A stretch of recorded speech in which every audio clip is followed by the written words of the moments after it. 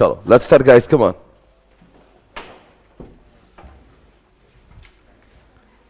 Good morning everyone. आज YouTube पे चला है ना भाई? यूट्यूब पे ऑन है ना? हाँ, ऐप पे? चलो ऐप पे नहीं किया, कर दो फिर।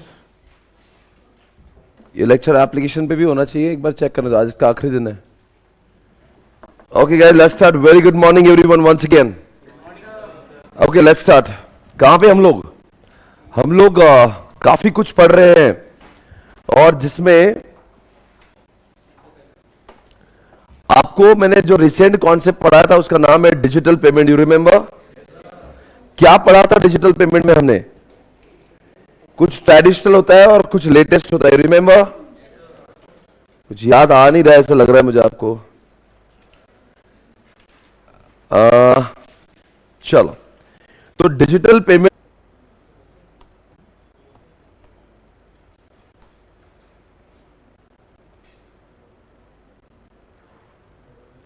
देख लिया तुमने? चालू है पक्का?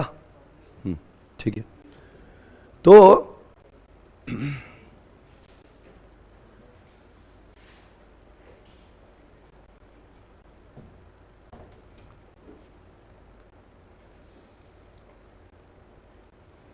लेक्चर नंबर कौन सा है?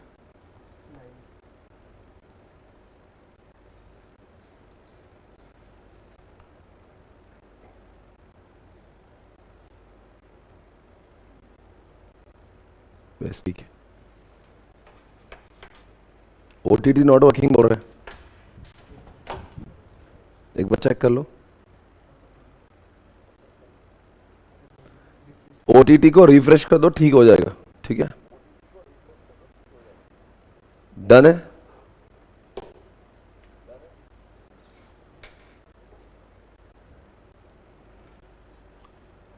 ये क्या बोल रहे हो? उसको हैंग हो रहा है।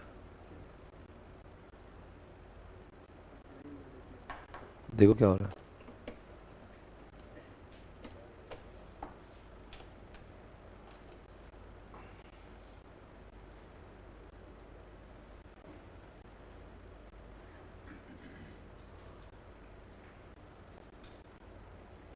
प्रोसीड करूं मैं?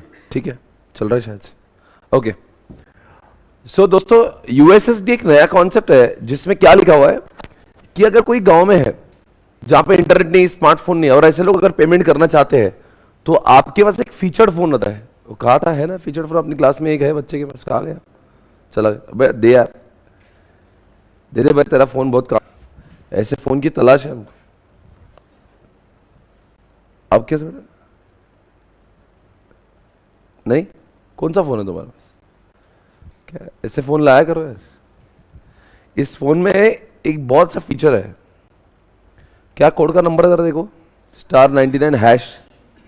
स्टार, ऐसे फोन से अगर आप *99# करोगे तो आपको आपका बैलेंस मालूम चलेगा, साथ साथ में आप कुछ पेमेंट ट्रांसफर भी कर पाओगे और बैंकिंग के कुछ फीचर्स जो है ऐसे मोबाइल पे प्राप्त हो सकते हैं। इसलिए दुनिया में जहां पे इंटरनेट नहीं है और जहां पे स्मार्टफोन नहीं है, ऐसे लोगों के लिए ये चीज डेवलप कराई गई है। वैसे सुनने में आया ये भी है कि कुछ जो एंड्रॉइड फोन्स है उनमें भी ये कोड चलता है। अगर आप चालू देख सकते हैं अपने मोबाइल पे, जो भी फोन आपके पास है खोलिए उसको और *99# करके देखिए। हो सकता है आपको भी एंड्रॉइड फोन पर भी बैलेंस दिखने लगे, प्रोवाइडेड आपने सारी चीजें बराबर करी होगी अपने मोबाइल पे। कहीं बराबर से उसको सेट करना होता है, उसके सेटिंग में जाके यूएसएसडी कुछ हो रहा होगा। देखो कुछ हुआ क्या? कनेक्ट हुआ क्या? कुछ बैंक बैलेंस कुछ आया क्या कहीं पे भाई? योन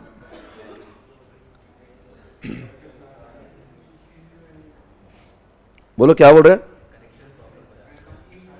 किसी का तो आया होगा। नोबडी? नहीं, डायल करना होता। डायल इनवैलिड दिखा रहा है, कुछ दिखा रहा है, पर यूएसएसडी लिख के आया होगा कुछ तो आया ना। वो उसके लिए कुछ तो connection, I think you need to establish that setting, और उसके बाद में you are able to do it, है ना। पर ये जो किसके लिए आया खास, ये उनके लिए आया जिनके पास में इंटरनेट नहीं और जिसके पास में स्मार्टफोन नहीं। भारत सरकार ने ऐसे फोन्स के लिए इस सुविधा को उपलब्ध कराया ताकि इस फोन से भी आप थोड़ा बहुत फंड ट्रांसफर करवा सके, अपना बैलेंस चेक कर सके। इसी के साथ में कॉन्सेप्ट खत्म हुआ, हम लोग बढ़ेंगे आगे। क्या क्या कॉन्सेप्ट है? इसको लगा दो पहले, यूएसएसडी, राइट। उसके बाद में एक नया कॉन्सेप्ट मैं आपको लेके आ रहा हूं। ये सब ऑन करो आईपैड।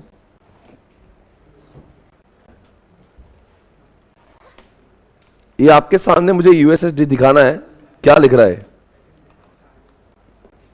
ये अंकल को हम लोग सुनेंगे अभी। इसकी चार्जिंग लगा दो।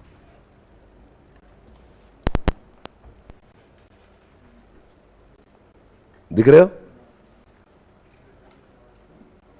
इसको ऑन करो। This is with a view to promote digital financial transactions through USSD channel. USSD stands for unstructured supplementary data. Service data. You know it better. So, just basically this channel is being used by the people who do not have smartphones. So the feature phones is people use it, and as you know, in India as of now we have about 65% plus feature phones. The share is 65% plus, so it's a very significant number. And while there are a number of apps for the smartphones, which are, UPI is the latest, and UPI is a very comprehensive application, unified payment interface. Now, the people with feature phone, who are typically poor people, they do not have access to these apps. So USSD channel is traditionally being used to do balance inquiry and to do peer-to-peer transfers and some other basic banking functions by poor people. Deposit and deposit the money also. So this is the charges for that were hitherto ₹1.50 per session, and a session consists of 5 transactions. So basically you do a balance inquiry and then you can do subsequent couple of more transactions. So long as it is within 5, then you will be charged ₹1.50. Now what was happening is that the total number of transactions in a particular year, last year, were just about 65 lakhs, something of that order.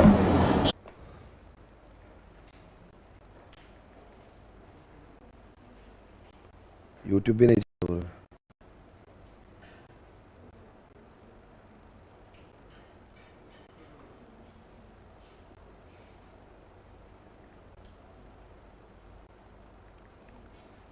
Prasad net का speed कम है क्या आज? ना वो okay लिख रहा है। आज YouTube भी नहीं चल रहा है, OTT नहीं चल रहा है।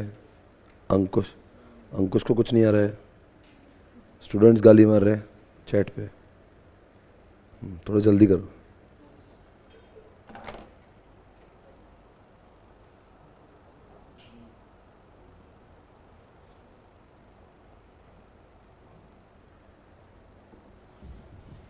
हो गया? मुझे कैसे समझेगा, पढ़ाओगे नहीं? Now both are working sir. Okay sir, एक बार रिपीट कर देना सर। प्लीज स्टार्ट कर दो पहले से सर। ओके, मतलब क्या समझा आपको अब तक? क्या आपने एक वर्ड सुना नहीं अब तक? भाई कुछ भी नहीं सुना क्या इन्होंने? मतलब मुझे क्या करना है अभी? वापस पूरा बोलना है? पूरा 10 मिनट जो मैंने पढ़ा है? Everything is okay sir. शुरू होते खत्म हो गया था।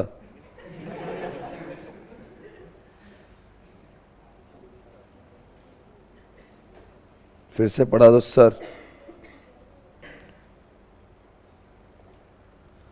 पढ़ा था वो एंड में, ठीक है?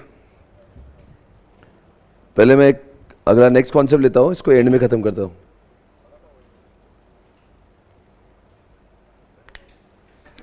ओके, इतना ही बोलना है अभी आगे। ये जो कॉन्सेप्ट है इतना ही, जितने लोगों ने नहीं सुना है 1 मिनट में बोलता हूं, नहीं समझा तो एंड में करेंगे। और यूएसएसडी कॉन्सेप्ट उन लोगों के लिए जिनके उसमें स्मार्टफोन नहीं है। क्या आपको ऐसा फोन दिख रहा है? चैट बॉक्स में बोलो दिख रहा है कि नहीं? ये फोन वालों के लिए ये सुविधा उपलब्ध है जिसमें इंटरनेट कनेक्शन नहीं होता। दिख रहा है कि नहीं दिख रहा है? दिख रहा है, ओके। ये फोन में इंटरनेट नहीं है और स्मार्टफोन नहीं है, इसलिए यूपीआई का एप्लीकेशन इसमें डाउनलोड नहीं होगा, इसलिए यूपीआई इसके लिए है नहीं। इसलिए *99# दबाकर आप बैंक के सारी सुविधाओं को इसको यूज कर सकते हो, बट ओनली बेसिक सुविधाएं आपको मिलेगी, जैसे फंड ट्रांसफर करना हो, जैसे बैलेंस पेमेंट चेक करना हो, इन्हीं सुविधा को आप यहां पे चेक कर सकते हैं। इसी का नाम यूएसएसडी है। आज भी भारत में 50% से ज्यादा लोग इसका इस्तेमाल करते हैं, इसलिए इस फोन का यूएसएसडी का फीचर आज भी बहुत लोगों को जरूरत है। वो बात और है, बहुत कम लोग इसके बारे में जानते हैं, और इसी के लिए मैं यहां पे आपको बुक में लेकर आया था, और जहां पे क्या लिखा है, user does not need to have a smartphone, underline the word, smartphone की जरूरत नहीं है और इंटरनेट कनेक्शन की भी जरूरत नहीं है। he can easily use it with any normal feature phone। आप सभी लोग याद रख ले, इसका नाम फीचर्ड है, क्योंकि इंडिया के कई लोगों को नाम पता नहीं, इसका नाम फीचर्ड फोन होता है। लोग बोलते हैं वो नहीं कि वो छोटा फोन आता है, ब्लैक एंड व्हाइट आता है, ब्लैक एंड व्हाइट, इसका नाम है फीचर्ड फोन। क्या बोलेंगे? फीचर है, बेसिक फीचर वाला फोन है, ये एडवांस्ड फोन नहीं। इसका नाम याद रखो, फीचर्ड फोन।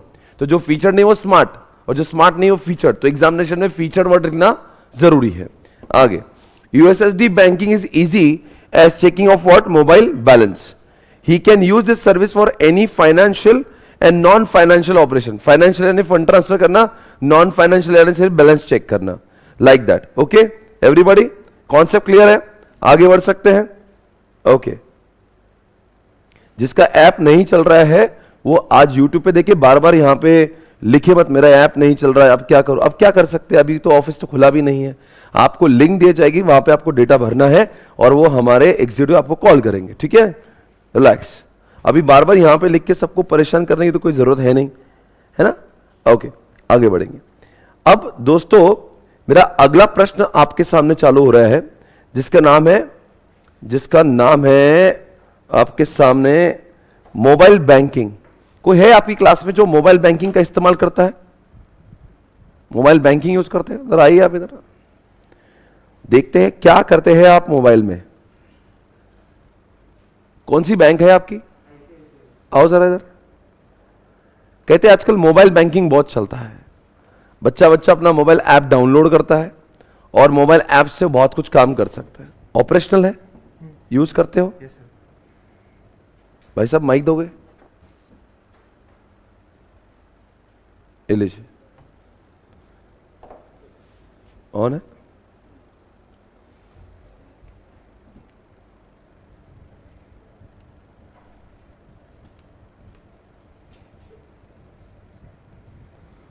कौन से काम कर लेते हो आप इससे? पासवर्ड डालिए। सर कुछ भी हो, फंड ट्रांसफर, कुछ भी करना हो। इसमें आवाज नहीं आ रही। ये सब आने से पहले नहीं हो सकता क्लास के? थोड़ा जल्दी आया करो। ये सब आने के बाद कैसे हो गए? इसमें बैटरी भी है।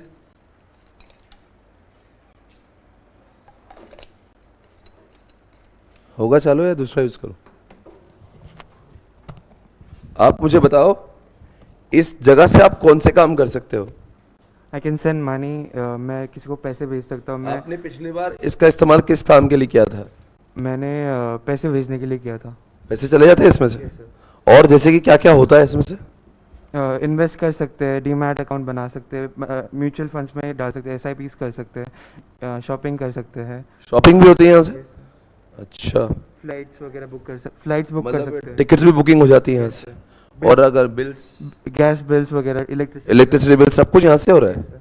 क्या बात करें, मान लो पूरी बैंक आपकी लिंक्ड हो गई इसमें से? Yes sir. तो जो काम पहले आप बैंक में जाके करते थे वो मोबाइल ऐप से हो रहा है? Yes sir. क्या ऐसा कह सकता हूँ मैं? Yes sir. बहुत ही बढ़िया, बहुत सुंदर। ये बहुत ही अच्छा एप्लीकेशन है और इस समय ये आईसीआईसीआई बैंक का एप्लीकेशन है आपके सामने। पर जरूरी नहीं कि सिर्फ आईसीआईसीआई को, आई थिंक आजकल हर बैंक ने अपना एप्लीकेशन खोल रखा है। इसको ऑन करो, इसका ब्राइटनेस बढ़ाओ, बच्चों को दिख रहा नहीं।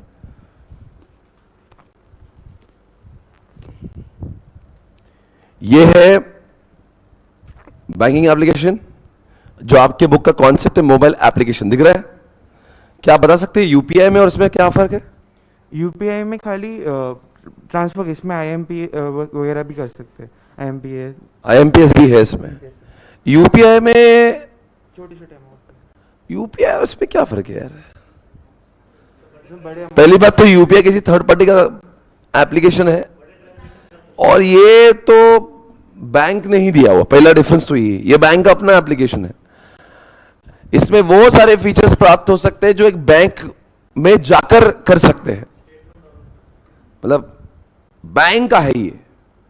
तो अगर आपको बैंक का स्टेटमेंट डाउनलोड करना है तो यहां पे जाना पड़ेगा आपको, एवरीबॉडी। और यूपीआई में जाना हो तो उसमें सिर्फ यूपीआई वाली ही ट्रांजैक्शन आपको दिखेंगी। ये तो पूरा बैंक ही है, ये बहुत मैक्रो लेवल पर चल रहा है यार। ये मान लो पूरी बैंक आपके साथ में है, आप बैंक आपको मतलब बैंक के जो फीचर्स होते हैं, जब मे बी आईएमपीएस है, नेट बैंकिंग है, वॉटएवर, ये सारा फीचर यहां से प्राप्त होगा, यूपीआई से नहीं हो सकता। समझ गया? मोबाइल एप्लीकेशन एवरीबॉडी लगे हाथ। हमें आप एक हेल्प करना, आपके बुक में पहले तो मैं मोबाइल बैंकिंग पढ़ा देता हूं और उसके बाद में आपको यहीं रुकना है, क्योंकि आपसे मुझे और एक काम है। बोलो क्या? एक कॉन्सेप्ट है जिसका नाम है आईएमपीएस। क्या आपने थोड़ी देर पहले आईएमपीएस का जिक्र किया है आप? Yes sir. अब जानते हो आईएमपीएस क्या है? मैं आपको दोनों कॉन्सेप्ट साथ में पढ़ाऊंगा, बैक टू बैक चिपक के। अब जरा देखो, पहले तो हम लोग पढ़ेंगे मोबाइल बैंकिंग क्या है। ये मोबाइल बैंकिंग हो गया भाई, कुछ नहीं है इसमें। मोबाइल ऐप डाउनलोड करना है, आपको लगेगा बैंक ही आपके मोबाइल में है और आप फिर जो काम जो बैंक में जाके करते हो वो काम यहां से कर सकते हो। कोई प्रॉब्लम है मोबाइल ऐप से? कुछ प्रॉब्लम है? मोबाइल बैंकिंग यार, कम ऑन, आजकल हर बैंकिंग का है यार, एचडीएफसी, एसबीआई, हर कोई बैंक का है। चलो,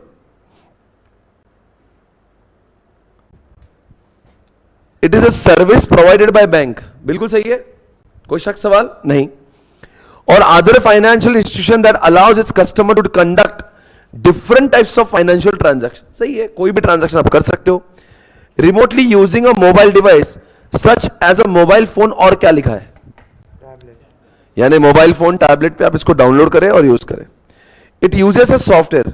क्या भाई साहब आपने कोई सॉफ्टवेयर डाउनलोड किया था इसके लिए? यस सर, ऐप है, कहां से डाउनलोड किया?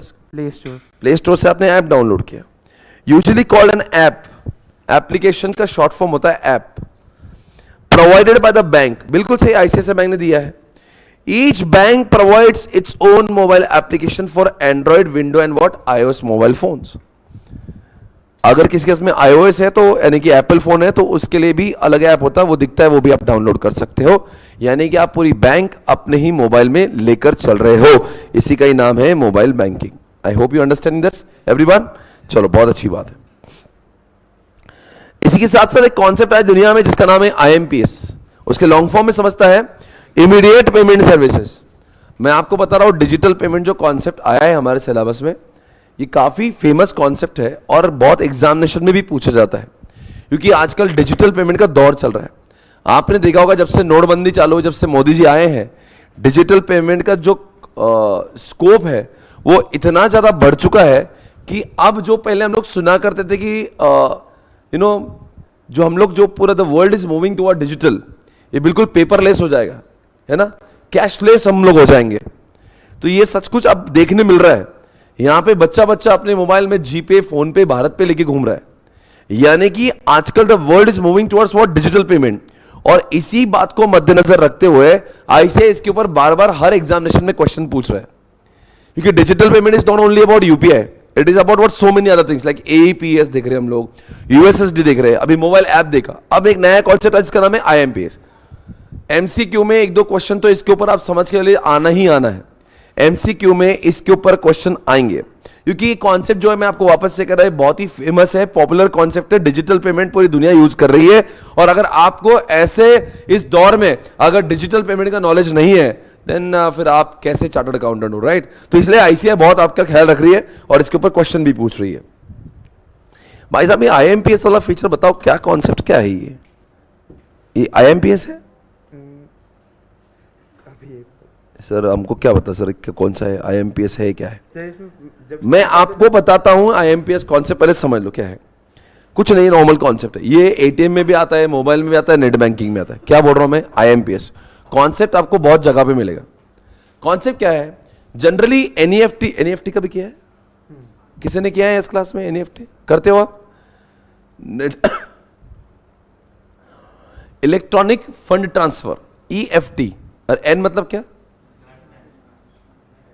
एन मतलब क्या? National electronic fund transfer. ये एनईएफटी है। एनईएफटी में बेटा आपने कभी एनईएफटी किया है? पक्का? इधर आओ, आप इधर से हो।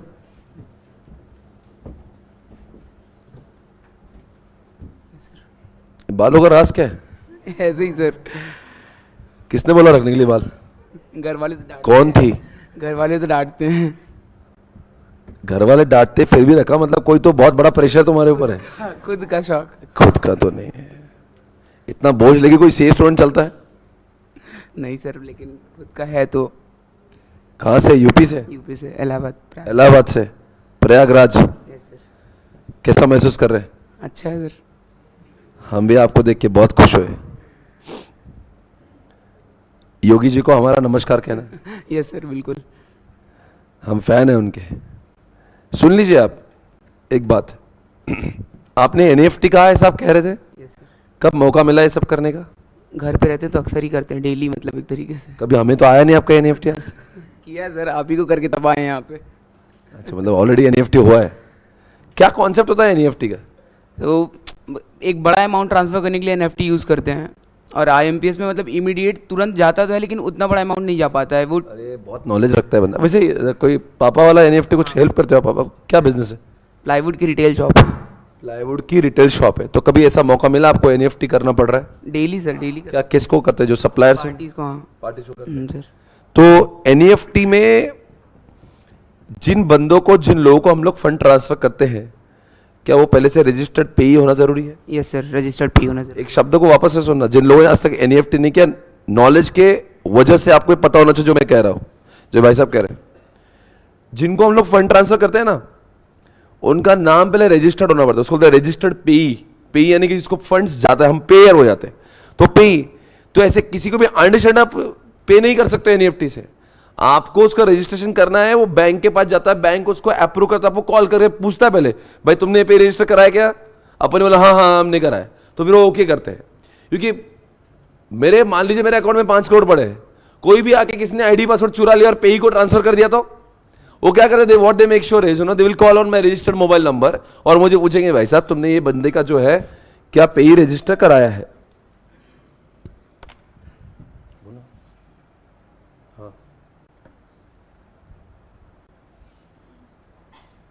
क्लास चल रही है, ठीक है।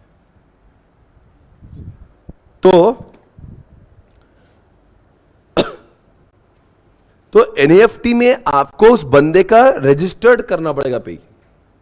पर जहां तक कि आईएमपीएस का सवाल है, आपको रजिस्टर्ड नहीं करना पड़ेगा।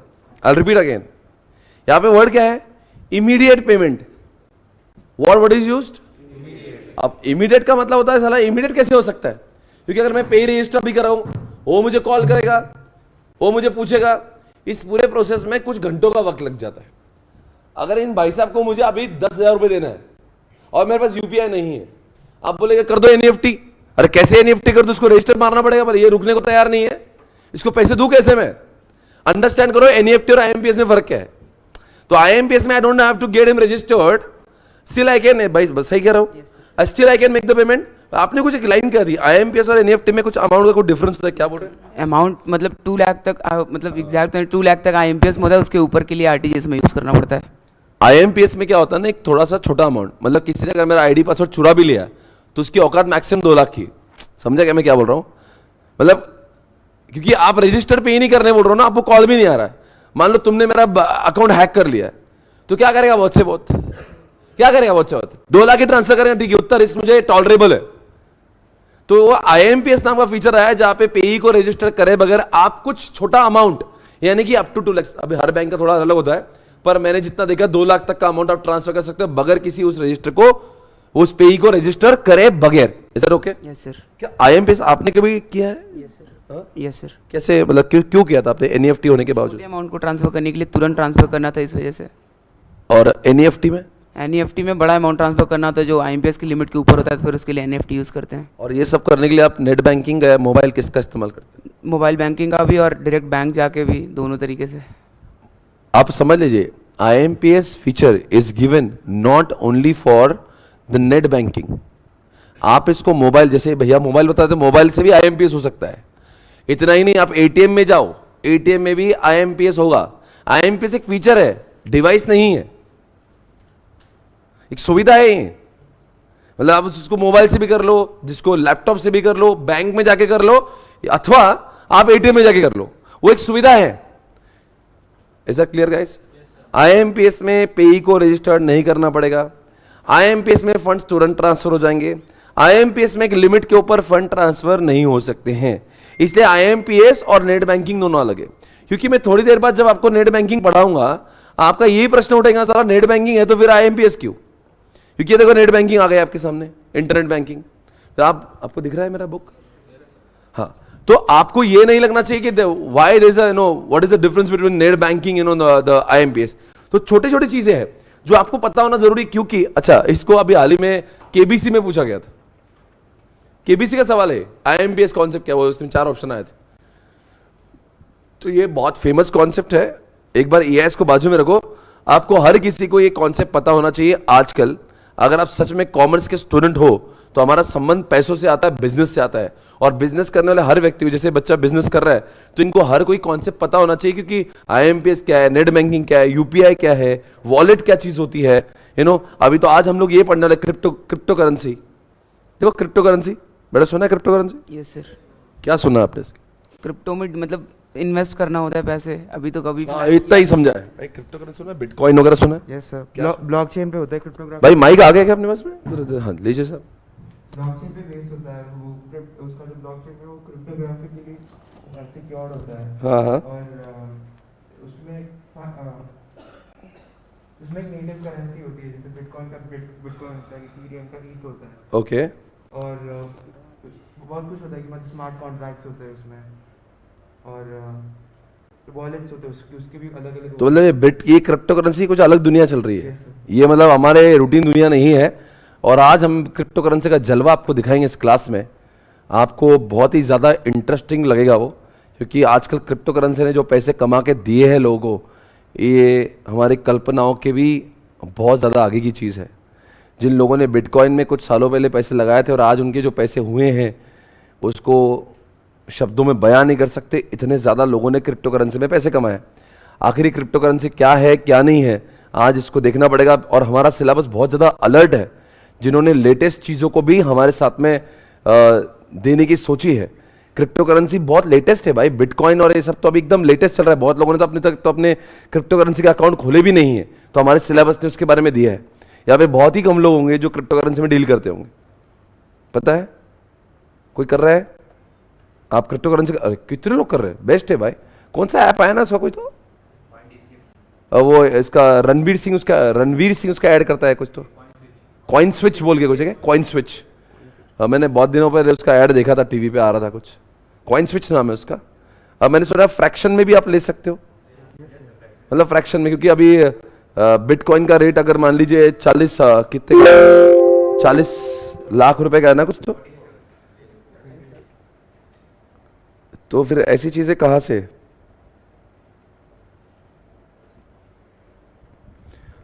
एक मिनट।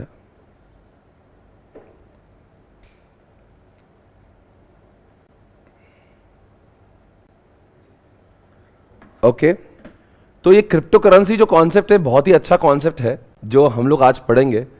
जिन लोग इसमें कम पैसे भी अगर एक बिटकॉइन नहीं ले सकते 40 लाख का, 40 लाख आई डोंट नो कितना चल रहा है, 28 हो गया क्या अभी? पहले बहुत बढ़ के कम आया क्या? क्रैश हुआ था, बहुत क्रैश हुआ फिर तो। मतलब आई हर्ड लास्ट टाइम 44 कुछ हुआ था, उसके बाद में 28 34 जो भी है। बट एनीवेज हम लोग फ्रैक्शन भी ले सकते हैं। तो अब आजकल था ना, पहले म्यूचुअल फंड में पैसे लगाएंगे, FD में पैसे लगाएंगे, इधर लगाएंगे उधर लगाएंगे। अब एक नया और एक आ गया है क्रिप्टो करेंसी। बहुत ज़्यादा डिबेट है इसके ऊपर। मतलब क्रिप्टो करेंसी जब से आया, किसी ने कभी कहा कि ले लो, किसी ने कहा ना ले लो, आरबीआई आज भी कह रहा है कि मत ले लो। मतलब कुछ लोग कहते हैं इसके पर इन्वेस्ट करना सही बात है, कुछ लोग बोलते हैं इलीगल है, कुछ लोग बोलते हैं सेफ नहीं है, कुछ लोग बोलते हैं इसके साथ धंधा नहीं। तो बहुत सारा डिबेट आज हम लोग करेंगे इसके ऊपर, क्रिप्टो करेंसी के ऊपर। इस समय की जो बातें थी आईएमपीएस, मैं आपके सामने बुक में से पढ़ के दिखा रहा हूं कि आईएमपीएस कॉन्सेप्ट क्या है। It is an instant, underline the word instant interbanking. Instant interbank, interbank समझता है क्या? इंटरबैंक मतलब क्या भाई? एक बैंक से दूसरे bank, electronic fund transfer service to mobile phones. IMPS is an electronic tool to transfer money instantly, underline the word instantly, instantly within the banks across India through mobile app, through mobile app, through net banking, through ATM। यानी कि इस feature का इस्तेमाल आप 3 अलग अलग जगहों से कर सकते हो, ATM में जाकर भी, मोबाइल पर भी, और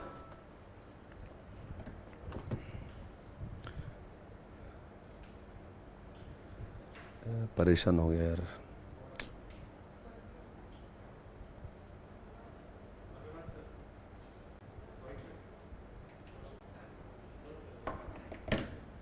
okay, which is not only safe but electronic also, underline the word. ये सिर्फ सेफ ही नहीं है पर ये इलेक्ट्रॉनिक भी है। I hope you are understanding everybody.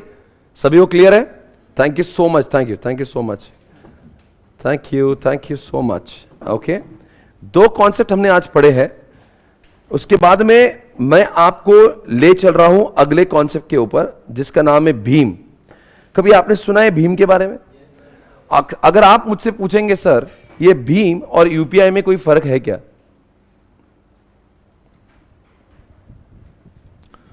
As such I don't find any difference between UPI and भीम। आओ बच्चों जरा देखते हैं भीम का मतलब क्या है। भीम सुना है? अरे अभी मोदी जी ने लॉन्च किया था ना भीम को। क्या कर रहे हो आप? लॉन्च किया था कि नहीं किया था? क्या है भीम? है कि वो भीम यूज करता है? यहां पे भीम ऐप को यूज करता है, पता है क्या है? कुछ तो भीम पढ़ते हैं हम लोग, पता नहीं एग्जैक्टली क्या चीज है वो। आइए देखते हैं मोदी जी लॉन्चिंग भीम। स्वागत नहीं करोगे मोदी जी का? ताले बजाओ भाई, कौन है आपके सामने? भाई मोदी जी हमारी क्लास में पहली बार, जोरों से स्वागत करिए। कौन है?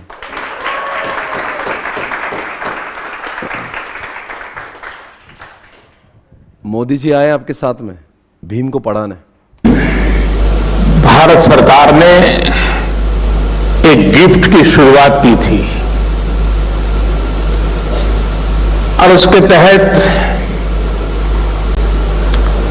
आने वाले 100 दिन तक प्रतिदिन 15,000 लोगों को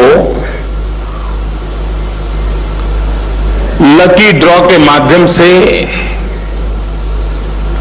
1,000 रुपया इनाम में मिलने की योजना।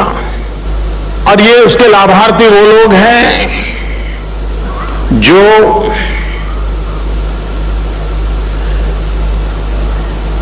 डिजिटल अरे बोलो भाई, टेक्नोलॉजी का उपयोग करते हुए एक ग्राहक के बतौर खरीदी करते हैं, 50 रुपए से ज्यादा और 3,000 रुपए से कम, ताकि इनाम गरीबों को मिले। और इसमें उन व्यापारियों को प्रोत्साहन देने की योजना है कि जो अपनी दुकान में ग्राहकों को डिजिटल पेमेंट के लिए प्रेरित करें, उनको समझाएं, वो व्यवस्था दें। आज एक और काम हुआ, मेरी दृष्टि से ये सबसे महत्वपूर्ण काम हुआ है, और वो है एक नई ऐप लॉन्च की गई है। ये तब का भाषण है जब भारत में नोटबंदी हुई थी। उसके तुरंत बाद मोदी जी ने इस एप्लीकेशन को लॉन्च किया था। आप सभी को एक बात क्लैरिटी होना चाहिए, भीम is the competitor of GPay Bharat pay, phone पे। ये बात क्लियर कर लो। है तो यूपीआई ही है, ये यूपीआई का ही कॉन्सेप्ट है, सिर्फ ये भारत सरकार का अपना एक एप्लीकेशन है, ठीक है ना, जो बोलते गवर्नमेंट की गवर्नमेंट है, भारत सरकार की ऐप है ये, ऐसा ओके, बाकी कुछ नहीं है। इसका यूसेज वैसे बहुत, इसका कंपटीशन तो आप जानते हैं जीपे से है, तो इसका चलन वैसे बहुत कम है, पर भीम जो है is nothing but is one of the application based on UPI. तो जैसे जीपे है वैसा भीम है, जैसा भारत पे फोन पे है वैसा, बस इतना ही समझ लीजिए। जिसका नाम रखा है भीम, बहुत कम लोगों को मालूम होगा जिस महापुरुष ने हमें संविधान दिया वो डॉक्टर भीमराव अंबेडकर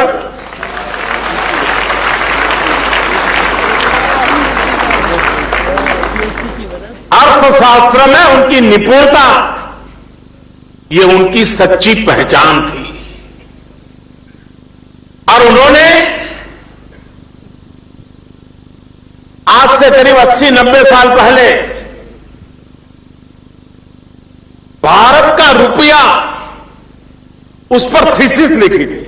जब अंग्रेजों का शासन था, भीमराव अंबेडकर ने, आज हम लोग जिस रिजर्व बैंक की चर्चा करते हैं, आरबीआई की बात करते हैं, डॉक्टर बाबा साहब अंबेडकर ने जो थीसिस लिखी थी, उसी कर भीमराव अंबेडकर के विचारों का परिणाम है।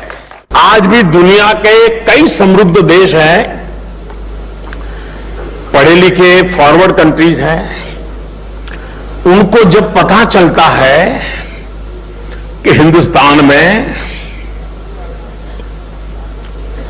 करोड़ों लोग बटन दबा करके वोटिंग करते हैं और जब काउंटिंग होता है तो 2 घंटे में तो रिजल्ट आना शुरू हो जाते हैं, तो दुनिया के कई देशों को अचरज होता है कि अभी तो हम चुनाव होता है तो मतपत्र। ठीक है, एनीवेज गाइस, आप सभी समझोगे भीम के बारे में मोदी जी ज्ञान दे रहे थे, और मोदी ने ऐप को लॉन्च किया था। ये उन दिनों की बात है जब भारत में जीपे इतना फेमस नहीं था, ये उन दिनों का बात है, इसलिए उस जमाने का बहुत ही ज्यादा फेमस हुआ एप्लीकेशन है। क्या लिखा देखेंगे यहाँ पे, यूपीआई हैज बीन लॉन्च कब हुआ, इधर स्क्रीन पे देखना आप जरा, मैं जो लिखा हूं स्क्रीन पे देख सकते हैं, स्क्रीन पे देखिए, स्क्रीन पे लॉन्च इन 2016। यूपीआई कब लॉन्च हुआ? UPI has been tremendous adoption further accelerated by कोविड-19 outbreak. It crossed 1 billion transaction for the first time in October 2019. The next 1 billion came in under a year. In October 2020, UPI processed more than 2 billion transaction for the first time. यानी कि day by day क्या हो रहा है? You are finding huge growth. और यहाँ पे मैं आपके सामने कुछ इमेजेस को प्रस्तुत करूंगा जो आपको बताएगा कि आने वाला समय बस यूपीआई ही यूपीआई चलेगा। ये आपके सामने सारे रिकॉर्ड यही कह रहे हैं। कोई भी आप ग्राफ उठाकर देखिए, आपको ये लगेगा कि यूपीआई का जमाना चलने वाला है और यूपीआई ही आने वाले समय का सबसे बड़ा डिजिटल पेमेंट का मोड होगा। उसमें आप जीपे देख रहे होंगे और इसी की वजह से आप सभी लोग समझ सकते हैं गूगल ने इसके अंदर एंट्री ली है। Is it okay everyone? आप देख सकते हो हर जगह पे you will find huge growth. देखो यहां पे देख रहे हैं the rise in UPI transactions.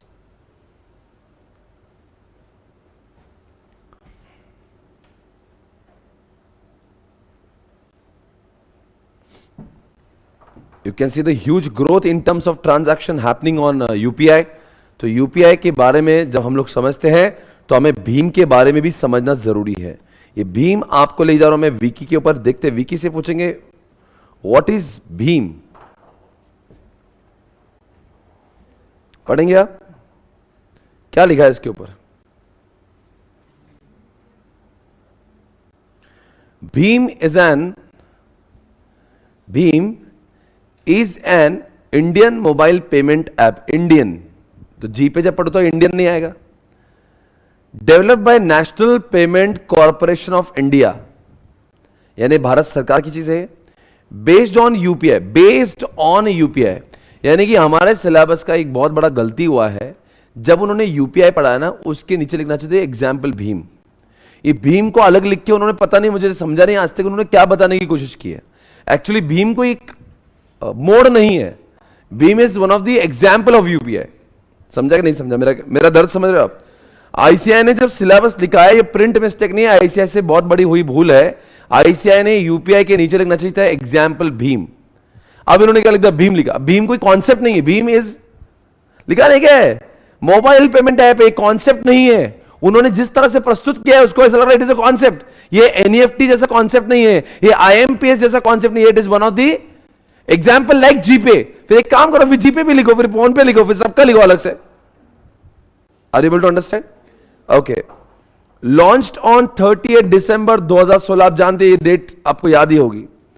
It is intended to facilitate e payments directly through banks and encourage what, क्या लिखा है, cashless transaction. Everybody got it? Application supports all Indian banks which use what? UPI, which is built over IMPS infrastructure and allows the user to instantly transfer money between 170 members bank। मतलब India की सारी बड़ी बड़ी bank cover हो जाती है, इनमें आप आसानी से फंड अपने ट्रांसफर कर सकते हो। It can be used on all the mobile devices, यानी कि एंड्रॉइड से लेकर सब जगह पे इसका चलन है। I hope you are understanding the concept of भीम। क्या भीम हम लोग समझ चुके हैं? बहुत ही बढ़िया। अब आगे समय आ चुका है दोस्तों हमें समझने का। अभी हमारे बीच में एक कॉन्सेप्ट है जिसका नाम है क्रिप्टोग्राफी, जिसको थोड़ी देर बाद हम लोग देखेंगे। पर एक ट्रेडिशनल जमाने में डेबिट कार्ड और क्रेडिट कार्ड आपको दिख रहा होगा। अरे भाई दिख रहा है कुछ? बोलो क्या है? क्या आपके पास किसी के पास डेबिट कार्ड है? बताएंगे डेबिट कार्ड। और किसी के पास क्रेडिट कार्ड है? दोनों भी है? इधर आ जाओ बेटा।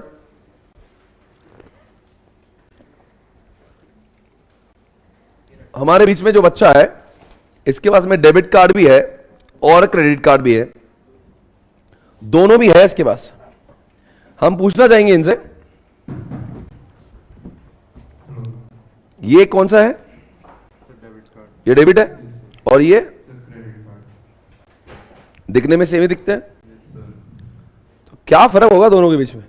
सर इसमें सर हमारी सर लाइक सर ये क्रेडिट कार्ड है, एचडीएफसी बैंक का क्रेडिट कार्ड आपको मिला है, और ये कौन सी एचडीएफसी का ही डेबिट कार्ड है।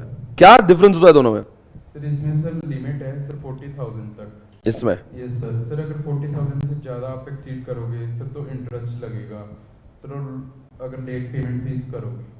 और sir it is like sir loan sir, ये लोन जैसा, ये मैं सुनना चाह रहा था बहुत देर से। सर अगर आपके अकाउंट में सर अगर वो नहीं है, पैसा नहीं है, तो भी आप इससे यूज कर सकते हो। बिल्कुल। और ये सर डेबिट कार्ड, इसका क्या यूज? सर अगर आपके बैंक में सर पैसा होगा आपके अकाउंट में तभी आप इसको यूज कर सकते हो, नहीं तो नहीं। क्लियर है? आपके बुक में ट्रेडिशनल मेथोडोलॉजी में आपको कार्ड दिख रहे होंगे, नहीं दिख रहा है आपको? पेज नंबर बोलिए बेटा। 4.41 पे आपको कार्ड दिख रहे होंगे। क्या कॉन्सेप्ट है ये? बहुत ही सीधा कॉन्सेप्ट है भाई। ये क्रेडिट है, ये डेबिट कार्ड है। इसके अंदर पैसे होंगे तो ही हम इसका इस्तेमाल कर पाएंगे, अगर बैंक में पैसे नहीं होंगे तो हम इससे कुछ फूटी कौड़ी नहीं निकाल पाएंगे। ये वो चीज है, ये बैंक का क्रेडिट कार्ड है, where bank is giving us the loan. इनका जैसा लिमिट है 40,000, डिपेंड करता है आपको कितना चाहिए और डिपेंड करता है आपका ट्रांजैक्शंस कितने बड़े हैं। तो 1 लाख, 2 लाख, 10 लाख, 20 लाख जितना चाहिए तो मिल सकता है, डिपेंड्स आपको काम कितना है, डिपेंड अपना वो क्या बोलते हैं, हमारा बैंक में को क्रिएट होता है बिजनेस अकाउंट है, अगर जिनके ट्रांजैक्शन बहुत बढ़ते हैं उनको लिमिट बढ़कर भी मिलती है, पर क्या स्टूडेंट है तो इसको 40,000 से ज्यादा जरूरत भी नहीं पड़ती होगी। तो 40,000 तक का ये लोन उठाता है, यानी कि बेटा 40,000 का अपन पार्टी कर सकते हैं हर महीने, हर महीने। बेटा 3 महीने तक तो बच्चा यहाँ पे ही है। 40,000 एक बार की पार्टी के लिए हमें काफी है। बोलो भाई आपकी इजाजत हो तो। और बच्चा बोल रहा है, बच्चा जा बेटा पापा ने 40 कही है। ये पंजाब भटिंडा से हमारे बीच में बच्चा आया हुआ है, क्या बड़ा दिल लेके आया साहब। अरे ताले तो ठोको हर महीने में। हम तो इसी में भी खुश है कि बच्चा 40,000 हर महीने में खर्च करेगा, पर ये बच्चे की चाहत देखिए, आपके प्रति मोहब्बत देखिए। बच्चा बोला से 40 नहीं, मैं पापा से हो सकता है लिमिट ज्यादा ही होगी, तो बच्चे का पूरा मूड है पार्टी देने का। क्या आपका पार्टी लेने का है? क्या आप आने वाले सैटरडे संडे भाई साहब के द्वारा पार्टी करने के लिए? अरे बोलो हाँ या ना। एक मिनट रुकिए साहब, आपने बहुत बड़ा दिल किया, हम खोल के बोलते हैं। यहां तक कि इन्होंने ये भी कमिट किया है क्रेडिट कार्ड हमारे पास ही रहेगा। ताले तो ठोको यार तुम लोग। और पिन भी वो शेयर करने को तैयार है। दे दे यार, सर ले लेना, कोई बात नहीं। दे दे यार, पिन दे दे यार। सर, कभी कुछ details आज भी बता दूंगा आपको। आज बच्चे का दिल भी बड़ा है। दोस्तों 40,000 की पेमेंट हर महीने कर सकते हैं बेटा। अगर नहीं समय पे चुका है तो क्या होगा? सर आपको सर इंटरेस्ट लगेगा। और ये बहुत गंदा वाला इंटरेस्ट लगाते हैं। Yes sir. ये बोलना नहीं चाहिए, क्रेडिट कार्ड का इंटरेस्ट नहीं, ये बहुत किलिंग इंटरेस्ट है। ये आम इंटरेस्ट नहीं है, ये मीटर के जैसा भागता मुझे है। लगा है इस पे। लगा है ना बेटा। एक्चुअली सर इसका अकाउंट मेरे पापा को लगा कि अटैच्ड है, कि सर कि अपना पैसे काट लेगा। काट जितने लेगा, होगा। तो सर, काटा सर, नहीं। वो अकाउंट अटैच नहीं था, तो मैंने 2700 की एंट्री मारी थी, तो उसमें सर 800 रुपया इन्होंने इंटरेस्ट लगा दिया लेट पेमेंट फीस का। 2700 पे 800? Yes sir. ये कौन सा इंटरेस्ट है भाई? सर पता नहीं सर, सब कुछ इन्होंने वो किया। बहुत हिडन चार्जेस है, इसलिए क्रेडिट कार्ड यूज करना बहुत मुश्किल है। इनका अगर डेट अब चूक गया ना, वो बहुत बजा के इंटरेस्ट लेते हैं, एकदम लूटेंगे आपको। इसलिए क्रेडिट कार्ड बहुत, इवन आई डोंट यूज, और बहुत लोग नहीं यूज करते हैं। कुछ अमीर लोग हैं, रईस लोग इसका इस्तेमाल करते हैं। आप देख सकते हो बंदा, और इनको पार्टीज भी देना पड़ती है ना यार। इनका कैसा है, डेबिट कार्ड से पैसे खत्म हो गए, इनको पार्टी करना है, क्रेडिट कार्ड। तो ये शौकीन है। तो शर्ट भी वहां से ही ली ये शर्ट भी वहां से ले, कल ही लिया सर। क्रेडिट कार्ड से उठाया बेटा। Yes, sir. है मेरा बच्चा। हमारे अकाउंट में 0 हो गया हे सर, इसलिए आज मैगी बनाई है सर, पैसा ही नहीं रहा। हमारी भी बहुत इच्छा हो रही शॉपिंग करने की बेटा। तुझे इतना, मैं तुझे देख के इतनी खुशी हो रही मालूम क्या? बहुत अच्छा लग रहा तुझे देख के। तू ऐसे ही पैसे उड़ाया कर, हमारी सबकी दुआ है तो जल्दी से इंटरमीडिएट पास हो जाएगा। हाँ? Yes sir. आकाश जिंदल नाम है आपका? Yes sir. Akash Jindal, yes sir. बहुत ही बढ़िया है। डेबिट कार्ड और क्रेडिट कार्ड का डिफरेंस बताने के लिए आकाश जिंदल आपके सामने मौजूद है। फिर से एक बार आखिरी बार समझा देंगे। डेबिट कार्ड वो होता है जिसमें हमारे ही पैसे हम लोग यूज करते हैं। वो आप ऑलमोस्ट सभी के पास होता है। जब भी हम लोग बैंक अकाउंट चालू करते हैं तो डेबिट कार्ड चेकबुक के साथ मिल ही जाता है। क्रेडिट कार्ड ये विशेष सुविधा है जो खास लोगों को मिलती है, और वो हमारे एप्लीकेशन के बेसिस पर मिलती है। जिसको जरूरत है, हमारे पैसे खत्म होने के बाद भी हम इसका इस्तेमाल करके वी कैन यूज फंड्स। उसका लिमिट होता है, and if you are not able to make the payment within prescribe time limit, you will have to pay the interest on it, right? ये कॉन्सेप्ट है। I think concept आपको समझ गया होगा। Debit card, credit card. आपने कभी इसके साथ में और भी गेमिंग कार्ड भी देखे होंगे, सर होते हैं ना गेमिंग कार्ड्स, उसमें मॉल में वगैरह होते हैं ना वो। तो आप जाओ, पहले उसको लोड कराओ balance, and you know that what I am saying. तो पहले लोड कराते हैं, फिर बाद में वो बच्चे गेम्स खेलते थे, वो उतना डिडक्ट होते जाएगा उसको भी स्मार्ट कार्ड्स बोलते हैं आजकल। वो भी कार्ड्स आते हैं, वो भी एक पेमेंट करने का तरीका है। पहले हम ही लोड कराए और फिर बाद में हम ही उसको खर्च करें, है ना बेटा? Thank you so much Akash Jindal, it was so nice to meet you. आपने जो कमिट किया उसको याद रखे बस। हाँ, कब? कभी मर्जी। कभी मर्जी। हाँ, जरा माइक लो। ऐसा बोलो, आप जो भी बोल रहे हो पंजाबी में बोलो कि आप पार्टी वार्टी दोगे और आपको कैसा लग रहा है पूना में, थोड़ा सा कुछ बताओ जरा। और जो बहुत सारे लोग यहाँ पे पंजाब से देख रहे हैं आपको, पंजाब हरियाणा, एक मिनट, दोस्त देख ही रहे होंगे। क्या बात कर आपके दोस्त से? Yes sir. क्या जरा एक दो दोस्त के नाम लो आपके। सर हर्ष देख रहा होगा, हर्ष। हितांशु देख रही है, क्या हर्ष, और क्या दूसरा नाम क्या बोला? हर्ष बिंदल, हाँ, हितांशु, ओके, आएंगे आएंगे, उनका मैसेज आएंगे। और सर कशिका। ये सब कहाँ पे बैठे हैं ये? सर ये सर घर पे ही बैठे हैं, इन्होंने भी आना था सर, बटकर कोविड के कारण नहीं आए। और कहाँ पे ये सब लोग? सर बठिंडा में। बठिंडा में ही है। कुछ बोलो जरा इनके अपने दोस्तों के लिए, बोलो कैसा महसूस कर रहे हैं आप जरा यहाँ से। बहुत बढ़िया है यहाँ। आपको पंजाबी में बोलना है और उनको बोलना है। बहुत बढ़िया। अच्छे से खुल के बताओ जरा, आपको पार्टी देना है और पंजाबी में बोलना है। हिंदी तो हमको भी समझ में आती है। यार वो पार्टी पुर्टी ले लियो, कोई गल नहीं हैगी। पैसे पूसे की चिंता ना करियो, बाद तक कमाना ही है। वैसे पंजाबी में आपको जवाब देना है, आपको कौन सा खाना पसंद है, क्या खाते हो पंजाबी में आप, और बोलना पंजाबी में। बिल्कुल भी नहीं। क्या क्या खाते, क्या फेवरेट है वहाँ पे आपका? सर पनीर टिक्का, मशरूम टिक्का, कढ़ाई पनीर, सर नान वगैरह। परोठे? परांठे नहीं सर। नहीं नो सर। नहीं, ओके।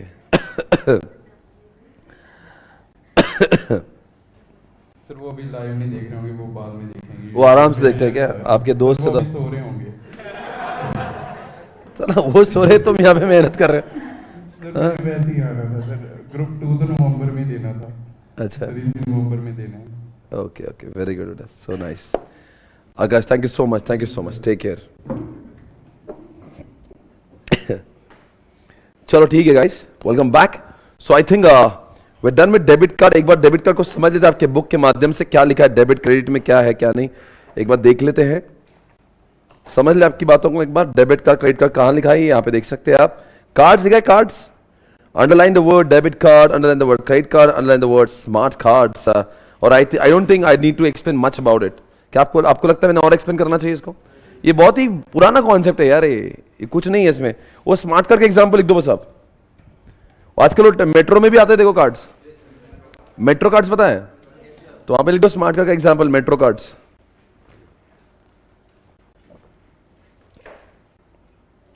गेमिंग कार्ड्स, ये सब स्मार्ट कार्ड के एग्जाम्पल्स है। किसी का इसमें है क्या गेमिंग कार्ड कोई?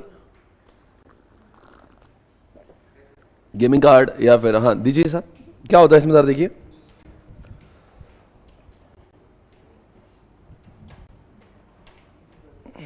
हाँ ये ना टाइम जोन, देखो टाइम जोन है, ये क्या है, कुछ नहीं है, ये क्या गेमिंग वाला कार्ड है, इसमें पैसे डाल दो आप, और इसको यूज करने के लिए आपके इसमें बैंक अकाउंट का होना जरूरी नहीं, कुछ जरूरी नहीं आपको, सिर्फ तो कैश देंगे, कैश भी लोड हो जाएगा, यूपीआई देगा वो भी लोड हो जाएगा, कुछ भी तो लोड हो जाएगा इसमें।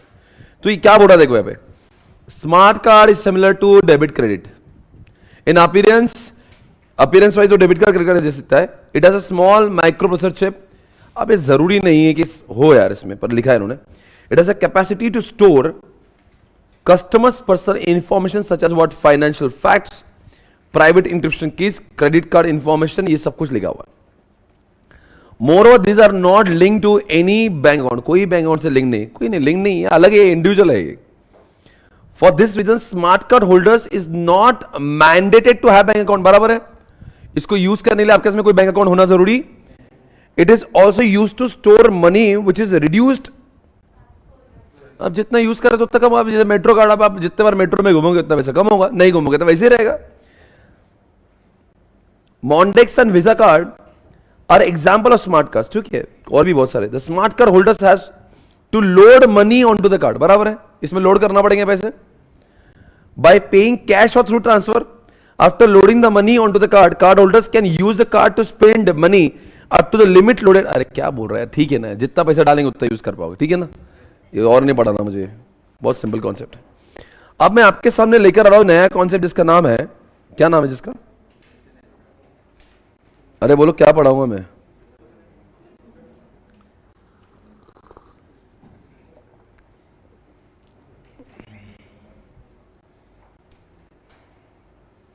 मैं आपको नेट बैंकिंग पढ़ाने जा रहा हूं, और ये वो चीज है जो मैं आपको यहां पे लाइव दिखा सकता हूं।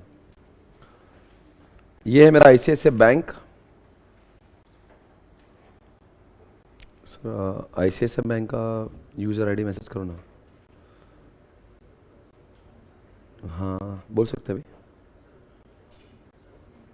एक मिनट,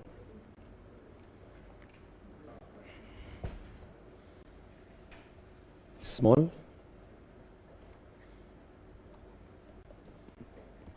हाँ हाँ हाँ,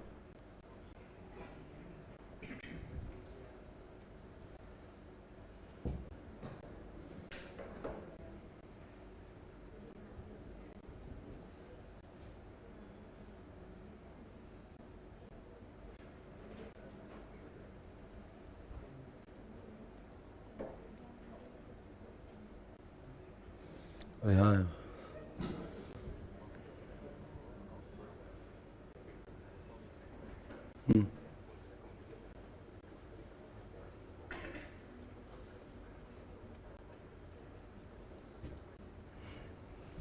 बहुत बेस्ट है। तो एक मिनट दिखा रहा अकाउंट सेक्शन में ना।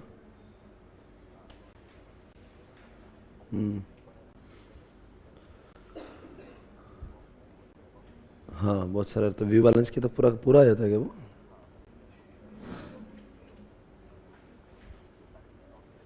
समझा, ठीक है, आ गया आ गया आ गया, ठीक है, ठीक है।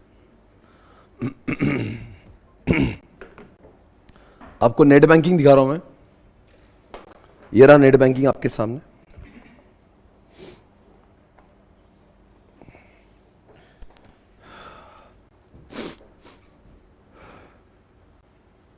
ये आपके सामने नेट बैंकिंग दिख रहा होगा।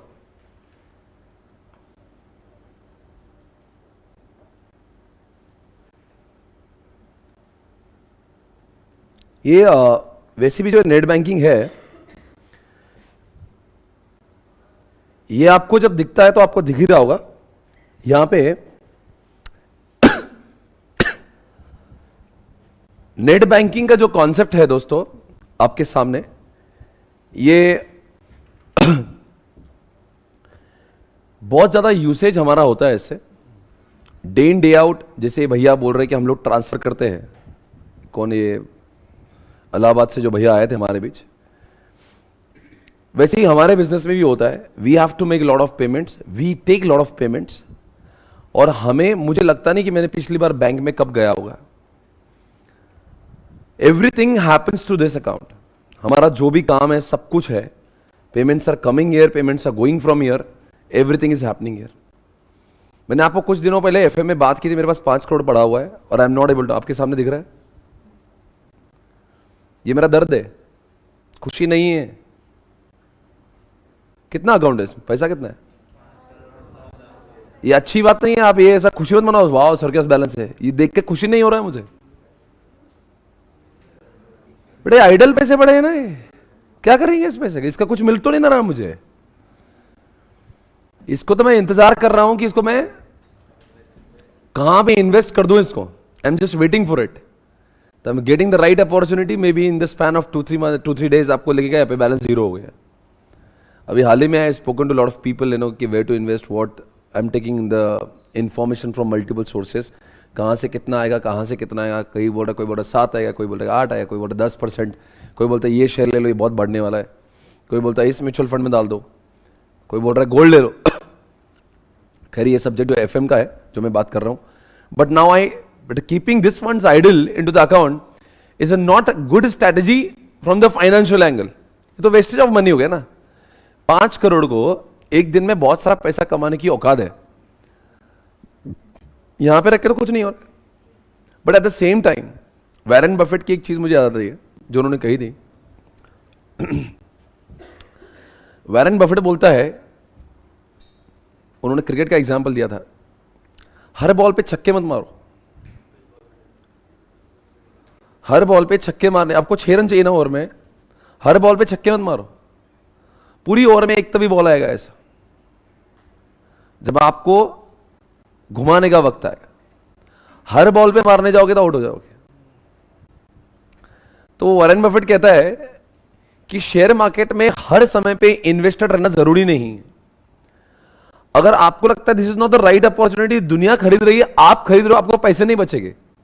ये वॉरेन बफेट के बोले, उनकी बुक का जरा मैंने आपको कई बार जिक्र किया था।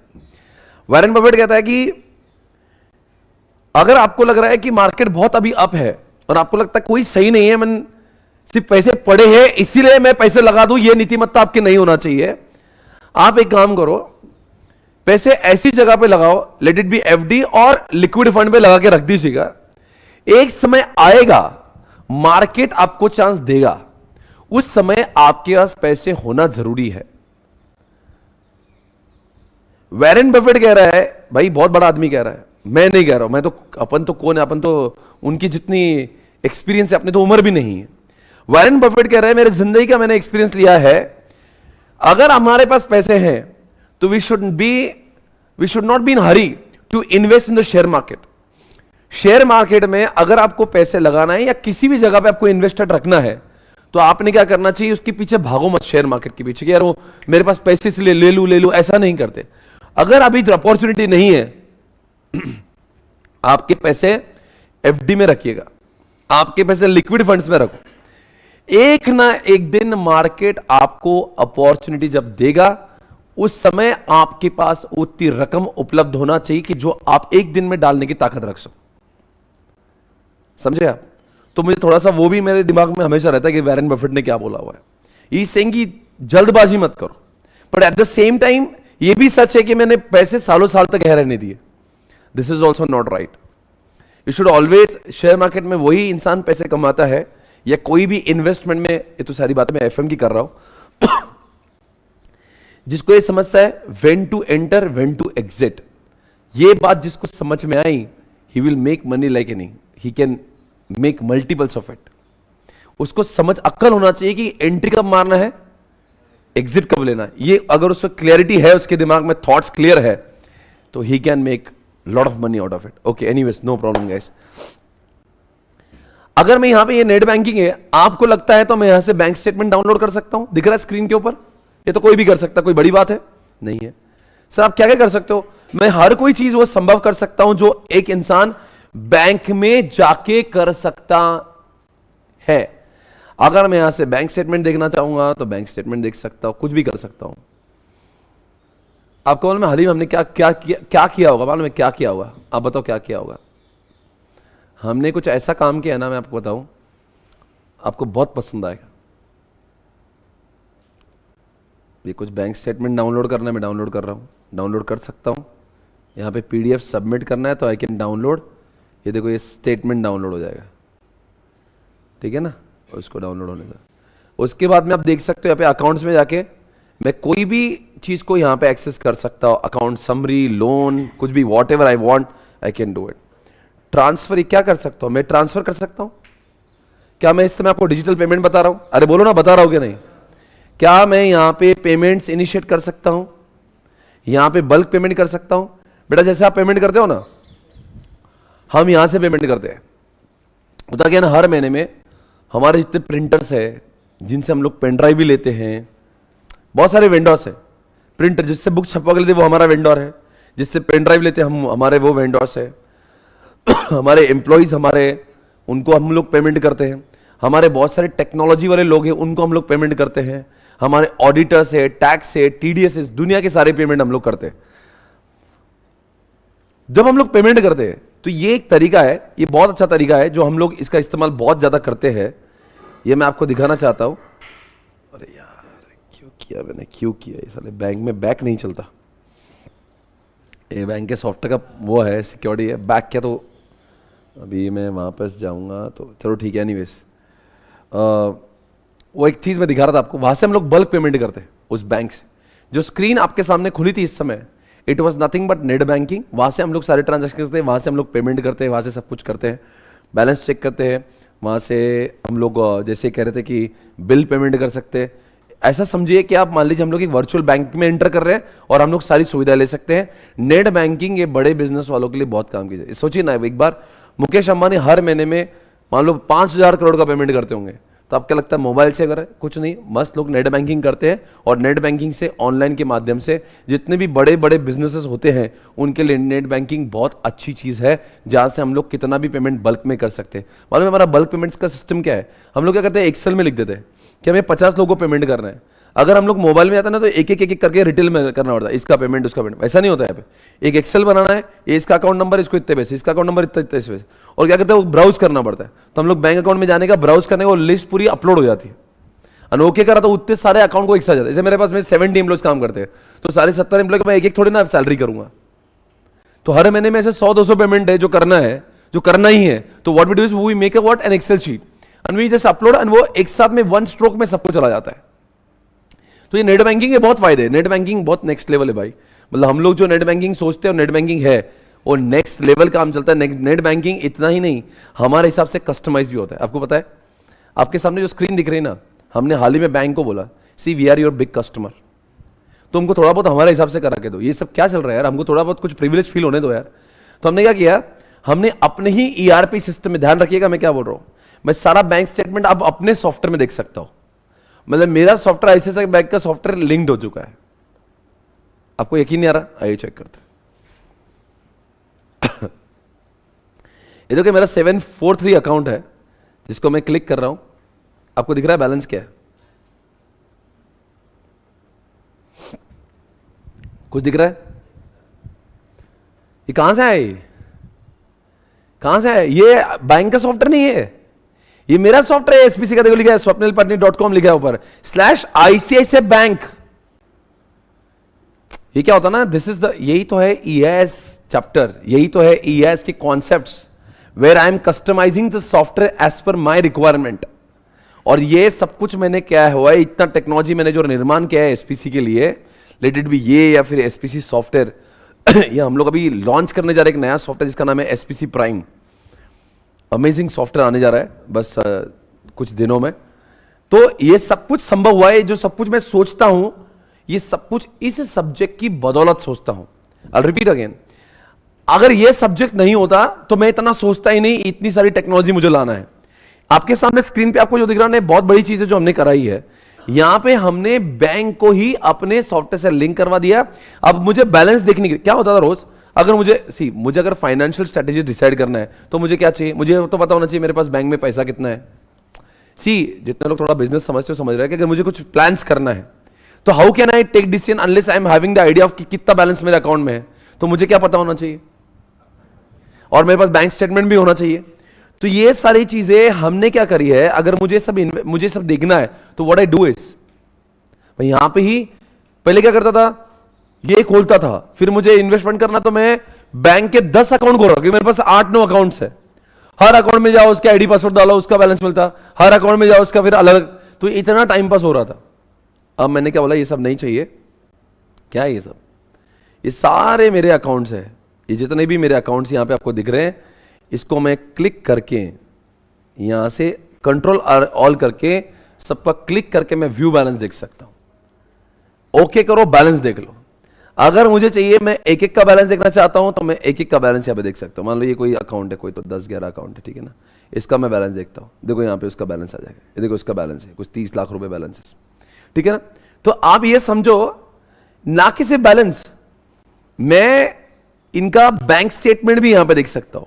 देखो यहां पे लिखा है अकाउंट सेलेक्ट करो, ये अकाउंट 10-11 सेलेक्ट किया या 6-5 और what ever the account is 3-2-3 select किया फॉर एग्जांपल, और उसका मैं कुछ तो लिख रहा हूं डेट कि मुझे 1 तारीख से इसका अकाउंट चाहिए, अब तक का अकाउंट चाहिए। आपको पता है मैं क्या पढ़ा रहा हूं? आपको हमारे सिलेबस में चैप्टर 5 का नाम है कोर बैंकिंग। हमारे सिलेबस में चैप्टर 5 का नाम है कोर बैंकिंग, जिसमें मैं इन्हीं चीजों को बार बार पढ़ाऊंगा। हमारे सिलेबस में एक स्पेसिफिक चैप्टर दिया 12 मार्क्स के लिए कोर बैंकिंग के ऊपर। बताओ कॉमर्स के स्टूडेंट को बैंकिंग क्यों समझाया जाता है? हमें बैंक नहीं पता तो किसको पता होगा बैंक? अपने आप से पूछो। अगर हम लोग कॉमर्स के स्टूडेंट है, हम चार्टर्ड अकाउंटेंट्स है और हम लोग जीवन भर लोगों के बैंक चेक करने वाले, हमारा कोई क्लाइंट है, हम लोग क्या चेक करेंगे? तेरे पैसे आए कि नहीं आए, गए कि नहीं गए, कहां से चेक करते हैं? तो हमारे सिलेबस में कोर बैंकिंग नाम का एक सेपरेट चैप्टर 12 मार्क के लिए आईसीए ने प्रस्तुत किया, चैप्टर नंबर 5। ये जो चीजें मैं कर रहा हूं ये ईआईएस के चैप्टर 5 के बदौलत ये सारी चीजें मैंने अपने सिस्टम में डाल रखी है। ये बहुत बड़ी उपलब्धि अगर बहुत कम लोगों के पास में होता है। अक्सर लोग आपके पास में अगर बैंक में जाना तो आप बैंक में सॉफ्टवेयर में जाके आप देखते हो, मैं बैंक में नहीं जा रहा हूं। मैंने बैंक को बोला है कि तुम मेरे हिसाब से कस्टमाइज करो, मैं क्यों जाऊं तुम्हारे सॉफ्टवेयर में?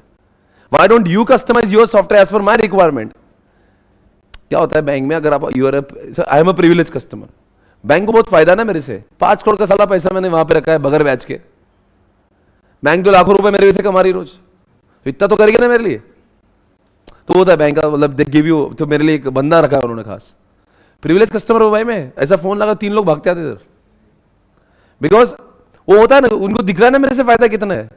तो अगर ऐसा होता है तो बैंक के पास में, आईसीआईसीआई बैंक के पास में 500 लोगों का एक टेक टीम है, टेक्नोलॉजी टीम है भाई। मैं मजाक नहीं कर रहा हूं।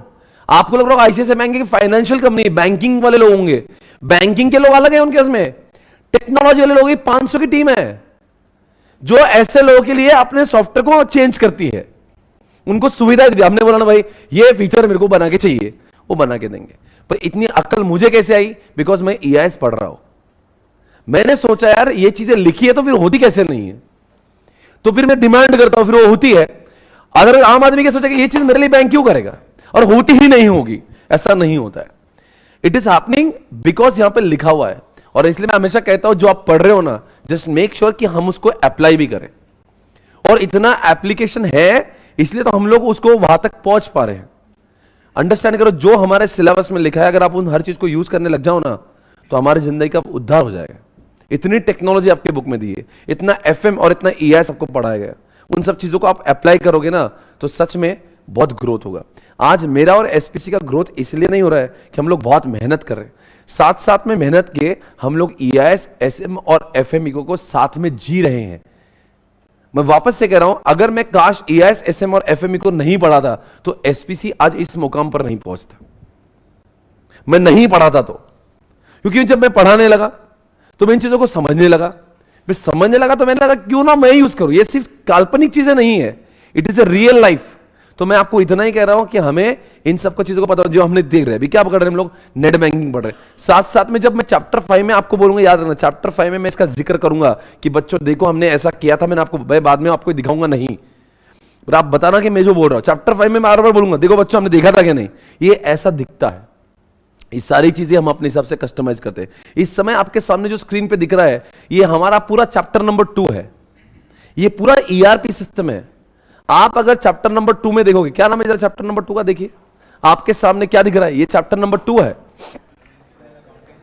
क्या है ये सब फाइनेंशियल अकाउंटिंग सिस्टम आपके सामने है। चैप्टर नंबर 2 के अंदर आप जरा पन्ने खोल के देखिए, आपको ईआरपी दिखेगा, वहां पे इंटीग्रेटेड सॉफ्टवेयर ईआरपी का वर्ड दिखेगा, 2-4 पन्ने पलटे आपको ईआरपी दिखेगा।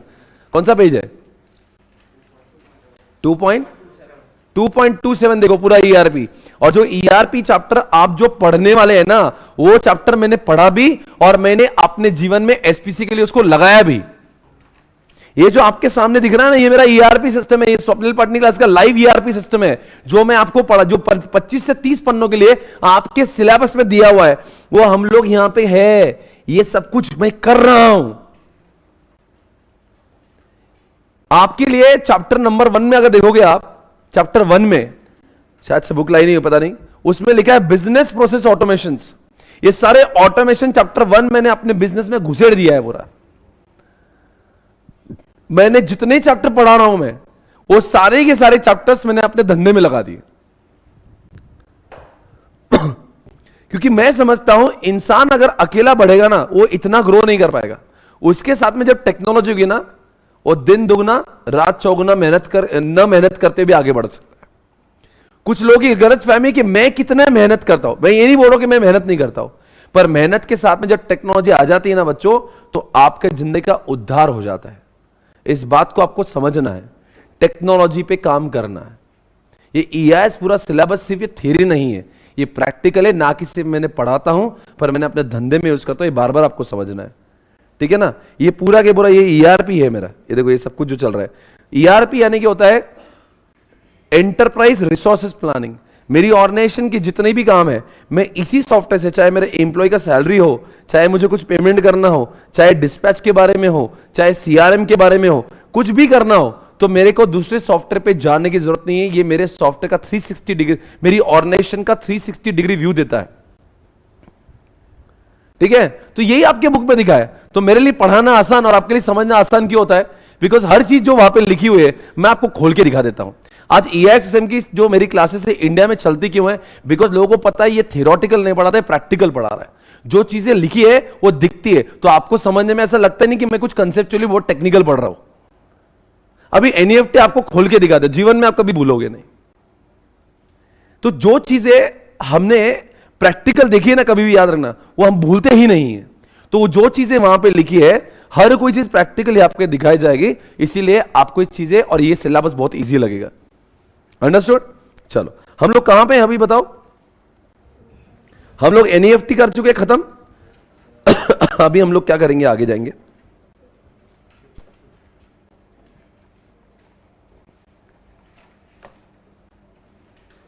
कौन सा पेज नंबर है हमारा, 4.40। चलो आ जाओ। ये है 4.40 आपके सामने। यहां पे आपका इंटरनेट बैंकिंग खत्म हो गया। क्या लिखा था, in this mode customer logs into his or bank account and makes payment. बराबर है, लॉग इन करता है, पेमेंट करता है। All public sector, large private sector banks allows net banking facilities to their customer. क्या आजकल हर कोई bank अपने कस्टमर के लिए नेट बैंकिंग करता है? ऑफ कोर्स करता है, कोई इसमें कुछ बहुत बड़ी बात नहीं है, हर बैंक का एक काम है। तो दोस्तों क्रिप्टोग्राफी को छोड़कर आई थिंक हमारे सारे डिजिटल पेमेंट हो गए, पर इसी के साथ में आपको एक बात समझना है, नीचे एडवांटेजेस ऑफ डिजिटल पेमेंट लिखा हुआ है। क्या आपको दिख रहा है? सबसे पहले आपको दिख रहा होगा ये, अच्छा डिजिटल पेमेंट की जब बात कर रहा हूं, am I talking about traditional और मॉडर्न और बोथ? मतलब I am talking about debit card, credit card, net banking, UPI, भीम, ईपीएस, यूएसएसडी, सबके बारे में सबके फायदे बोल रहा है वो, सबके फायदे। क्या फायदा? सबसे सारे मोड्स को मद्देनजर रखते हो कि आपको लगता है वो इजी एंड कन्वीनियंट है। अरे बोलो यार, क्या आप यूपीआई को जब यूज करते हो, क्या आपको पता नहीं कितना इजी है? मैं क्या करता हूं, मैं इसे कोड को स्कैन करता हूं, पेमेंट हो जाता है। Do you think it is very easy? Click करो, ट्रांसफर हो रहा है। सो सबसे पहले वाला बात आप लिख दो वापस एग्जांपल, वहां पे यूपीआई। सर पेज नंबर कौन सा है? पेज नंबर 4.42 है। क्या मैं पढ़ा रहा हूं? एडवांटेजेस ऑफ डिजिटल पेमेंट करा रहा हूं। आपको पता है इसके बाद वाला क्वेश्चन क्या है? डिसएडवांटेजेस ऑफ डिजिटल पेमेंट, यानी कि जो डिजिटल पेमेंट हमने अभी तक पढ़ा है उसके एडवांटेज। और आपको बताना चाहता हूं पिछले प्रीवियस अटेम्प्ट में, इसके ठीक प्रीवियस अटेम्प्ट में उन्होंने पूछा 5 मार्क के लिए एडवांटेजेस ऑफ डिजिटल पेमेंट। ये क्वेश्चन एग्जामिनेशन में आया हुआ है। देखो कितना इजी है, क्या लिखा है? इजी है, इजी एंड कन्वीनियंट। तो अब यूपीआई का देख लो, एग्जांपल लिख दो यूपीआई, कितना इजी कन्वर्ट। नेक्स्ट पॉइंट, पे और सेंड मनी फ्रॉम एनीवेयर। क्या बात लग रही सही है? क्या आप घर पे हो, गाड़ी पे हो, किधर भी हो, will you be able to make payment? अरे आज ये बच्चा जो है मोबाइल का इस्तेमाल करता है, भाई मोबाइल से आप किधर से भी पेमेंट कर सकते हो। भाई क्या नाम इनका, उत्तर प्रदेश से आए भाई, तुम्हारा नाम बोल रहा हूं मैं, प्रज्वल। प्रज्वल, क्या आपको लगता है कि आप कहीं पे भी बैठ के पेमेंट कर सकते हो? भाई साहब तुम यहां से बैठ के भी पेमेंट कर सकते हो, उत्तर प्रदेश से भी कर सकते हो। एनीवेयर का मतलब क्या है? आपको जरूरी नहीं कि उत्तर प्रदेश में तो उत्तर प्रदेश में ही रहना है। He can make the payment from anywhere in the world, because आपके पास में क्या चाहिए यार? Come on, laptop, mobile, internet चाहिए, that's all. You are able to make payment from. Next point, discount from taxes. ये बहुत बड़ी सुविधा है आजकल आई हुई है। एक भारत सरकार का ये बोलना है अगर आप ऑनलाइन पेमेंट करोगे टैक्स का तो हम आपको टैक्स में कुछ छूट दे सकते हैं। अरे बोलो सही क्या? ठीक है यार, आजकल वो क्योंकि this is how they are trying to encourage people to use the digital payment. तो बोल रहा है कि डिस्काउंट फ्रॉम टैक्सेस, ये चीज आपको समझना चाहिए। अगर आप ऑनलाइन यूज करोगे, बोलो यार क्या, ऑनलाइन पेमेंट, डिजिटल पेमेंट करो तो आपको, ये तो बिजली में भी होता है, इलेक्ट्रिसिटी में अगर आप ऑनलाइन पेमेंट करो तो आपको थोड़ा बहुत डिस्काउंट मिलता है, वैसे डिस्काउंट मिलता है। रिटर्न रिकॉर्ड क्या है? अगर हमने किसी को कैश दिया ना, कैश नोटे दी, नोटे, तो भूलने का स्कोप है। अगर मैं जीपे से पेमेंट करूंगा तो वहां पे ट्रांजैक्शन का हिस्ट्री रिकॉर्ड हो जाता है, तो भूलने का कोई स्कोप ही नहीं। वापस से बोलूं मैं क्या बोल रहा हूं? अगर हमने किसको कैश दिया तो हम लोग हो सकता है we may forget, but if you are using UPI और you are using debit card, credit card, if you are using the net banking, everything is getting logged. आपके बैंक स्टेटमेंट में सब कुछ आ जाता है, वही तो लिखा है, रिटर्न रिकॉर्ड आपको मिलता है। आगे बढ़ेंगे, लेस रिस्क। मुझे बताओ लेस रिस्क क्यों है? जितने लोग debit card, credit card use करते हैं, नेट बैंकिंग, मुझे बताओ नेट बैंकिंग अभी मैं यूज करता, बताओ why it is less risky? अरे बोलो ना, लेस रिस्की क्यों है यार? अरे unless I am entering what the correct, वो भी पेमेंट होता तो वो ओटीपी मांगता है, तो it is less risky. Come on, next point, competitive advantage to business, yes और नो? कैसे बताओ? मान लो कोई पेट्रोल पंप है, कोई पेट्रोल पंप है और जहां पे यूपीआई है, और एक दूसरा पेट्रोल पंप है जहां पे यूपीआई नहीं, किसका पेट्रोल पंप ज्यादा चलेगा? क्योंकि अक्सर लोग जब पेट्रोल पंप पे जाते हैं उनको लगता ही नहीं मेरे पास पैसा भी है, तो क्या बोलता है भैया कोड दो मुझे पेमेंट करना है। तो इसलिए जिस दुकानों पे और जिस पंप पे या जिस भी कोई ऑर्गेनाइजेशन में जहां पे ऐसी डिजिटल पेमेंट की फैसिलिटी उपलब्ध होती है वहां पे कस्टमर्स ज्यादा होंगे, उनको वो कॉम्पिटिटिव एज मिलता है। जिन दुकानों में ये नहीं होगा, क्या नहीं होगा, तो उनको उतना एडवांटेज नहीं मिलता है। नेक्स्ट पॉइंट, एनवायरमेंटल फ्रेंडली का मतलब क्या है? अरे यार कम ऑन यार, अब ये पेपर जब नोट बनाते हैं उसको बहुत सारा क्या लगता है, बहुत सारा नेचुरल रिसोर्स लगता है। अब व्हेन यू आर मेकिंग, जैसे एनईएफटी में मैंने करोड़ों रुपए इधर उधर ट्रांसफर कर दिए तो कुछ पेपर भी लगता नहीं। अगर मान लो 2 करोड़ किसी को ट्रांसफर करना है तो 2 करोड़ कैश देना तो कैसे देंगे? वैसे तो इंडिया में अलाउड नहीं, पर देना तो क्या करेंगे? उतनी नोटे, बैग्स, फिर गाड़ी में, फिर उसका पेट्रोल लगेगा, वो पोल्यूशन होगा। तो एनवायरमेंट के पॉइंट ऑफ व्यू से फंड ट्रांसफर करना, अपन तो 2 करोड़ की बात करें, रिलायंस को तो 2 से 1000 करोड़ ट्रांसफर करना पड़ते होंगे। How he will transfer? It is so easy, click करो फंड ट्रांसफर। वही तो बोलते हैं एनवायरमेंटल फ्रेंडली ट्रांसफर है। एलिमिनेट्स द यूज ऑफ, किसकी बात चल रही है? पेपर की यूज करने की बात नहीं है अगर हम लोग डिजिटल पेमेंट का इस्तेमाल कर रहे हैं। अब चलो हम लोग ड्रॉबैक्स देखते हैं। आपको पता है एडवांटेज और डिसएडवांटेज आपको इतने अच्छे से क्यों जल्दी समझ में आ रहे हैं? क्योंकि हमने इतना डिटेल में गहराई में सारे डिजिटल पेमेंट को देख लिया है। तो अब मैंने हमेशा से यही कहा है कंसेप्ट के अंदर टाइम लगाओ, बस उसके कैरेक्टरिस्टिक्स, उसके एडवांटेज डिसएडवांटेज बहुत जल्दी से समझ में आते हैं। लोग उल्टा करते हैं, कंसेप्ट पढ़ने डायरेक्ट चढ़ जाएंगे वो एडवांटेज पे, डायरेक्ट चढ़ जाएंगे कैरेक्टरिस्टिक्स पे। This is not the way to learn understand any of the subject. पहले क्या करना चाहिए, उस कॉन्सेप्ट को पूरा पोस्टमार्टम करो, उसका पीएचडी कर लो पहले। Let it be any subject in this world, unless you understand the concept you will not be able to gain the confidence in the any of the subject। पहले concept को पूरा गहराई में समझ लो, उसके बाद में उसके एडवांटेज पूछने दो, disadvantage, drawback, characteristics, limitation, let him ask anything. वो चीजें आपको बहुत अच्छे से समझ में आती है। टाइम किस पे गलाना चाहिए, उस कंसेप्ट पे कि वो क्या चीज है, फिर उसकी दुनिया की चीज। उसको आईसीआई तो क्या है ना, क्लाउड पढ़ा दिया, क्लाउड के ऊपर 10 क्वेश्चन पूछ दिए, तुमका काम है। अच्छा बताओ ऐसे क्वेश्चन क्यों करता है आईसीआई? क्योंकि आईसीआई जब सिलेबस बनाता है 10 साल के लिए बनाता है। अगर मान लो सिर्फ क्लाउड लिख देंगे और 1-2 क्वेश्चन लिख देंगे तो हर टाइम में वही क्वेश्चन रिपीट होंगे। तो आईसीआई का लॉन्ग टर्म प्लानिंग होता है कि एक एक कॉन्सेप्ट के ऊपर 10-20 क्वेश्चन बना के रख दे, ताकि क्या होता है इस टाइम में ये पूछेंगे, उस टाइम में वो पूछेंगे। वरना आईसीआई को क्या समझाना है आपको पता है, सिर्फ concepts. Being a chartered accountant हमें क्या पता होना चाहिए, हमें क्या मतलब है, सिर्फ कंसेप्ट पता होना चाहिए। ये ऐसा क्यों लिखा है, एडवांटेज क्या है, ड्रॉबैक्स है, क्यों बताया मालूम है? ताकि एक अटेम्प्ट में एडवांटेज पूछेंगे, एक अटेम्प्ट में ड्रॉबैक्स पूछेंगे, एक अटेम्प्ट में वो पूछेंगे। ये आईसीआई का लॉन्ग टर्म प्लानिंग होता है। वरना आईसीआई को क्या मतलब है एडवांटेज, आईसीआई क्या बताना चाहिए, डेबिट कार्ड क्या होता है, एईपीएस क्या होता है, ये बताओ ना। ये इतने सारा लंबा चौड़ा सिलेबस बना के क्यों रखते हैं? अगर सिर्फ कंसेप्ट की बात होती ना तो इस चैप्टर में सिर्फ 20 पन्ने होते। आज वो 80-90 पेजेस है, क्यों मालूम है? उनकी मजबूरी है, क्योंकि सिलेबस 10 साल में चेंज होने वाला है। अगर 20 पन्नों का ही चैप्टर होगा तो आप क्या बोलेंगे, इतना ही पढ़ना है, वही रिपीट होता बार बार, तो हर बच्चा पास हो जाएगा। और आईसीआई जो चाहती ही नहीं है, आईसीआई सिलेबस को आईसीआई इसको रेगुलेट करना चाहती है। किसको? रिजल्ट को। हर बच्चा पास होगा तो थोड़ी ना सबको नौकरी मिलेगी। तो वो अपनी जगह पे सही है, सिलेबस ऐसे ही बनेंगे, ऐसा ही होने वाला, और यही सच है, हमें उसको एक्सेप्ट करना है। बाकी कंसेप्चुअली चैप्टर्स का साइज बहुत छोटा होता है, ये इसके बहुत सारे क्वेश्चन बढ़ा के चैप्टर का साइज बढ़ाने की कोशिश करते हैं। डिसएडवांटेज देखिए, difficult for non technical person. बिल्कुल सही बोल रहे हैं। कौन सा नॉन टेक्निकल पर्सन भाई? अभी जिस बंदे के इसमें स्मार्टफोन नहीं है, जिसको इंग्लिश आती नहीं है, समझ में आ रहा है मैं क्या बोलना चाहता हूं? तो वो लोग इन सारी चीजों का वो बोलेंगे भाई नोट समझ में आती है। जो बहुत इलिटरेट लोग हैं उनके तो दिमाग के बाहर की बात है। Next, the risk. अब ये देखो, ये बोल रहा है, ऊपर बोला रिस्क नहीं है, अब बोल रहा है रिस्क है। बताओ रिस्क कैसे होगी, कैसे? अब मेरा ही आईडी पासवर्ड कोई हैक कर लिया और मेरा मोबाइल हैक करके किसने ओटीपी देख लिया, तो अब उसको तो कुछ नहीं कर सकते। अब देखो, जब तुम बुराई कर रहे हो तो ये तो समझना चाहिए, बट एक्चुअल में ऐसा बहुत ही गधा आदमी होगा जिसके सब वो आईडी पासवर्ड भी लोगों को दे रहा है, मोबाइल भी दे रहा है। मतलब ऐसा तो आपके साथ में भी नहीं होता होगा, क्योंकि अब ओटीपी आता ना भाई, मोबाइल तो अपने पास है ना। तो बोल रहा है what if your mobile mobile stolen by somebody, your password stolen by somebody. भाई सभी स्टोलन हो गया तो फिर तुम करते क्या हो जिंदगी में? ये भी चोरी हो गया, वो भी चोरी हो गया, तुम जिंदगी में करे क्या? अच्छा, ये बात सारी लड़कियां बोलेगी, सच है क्या नहीं?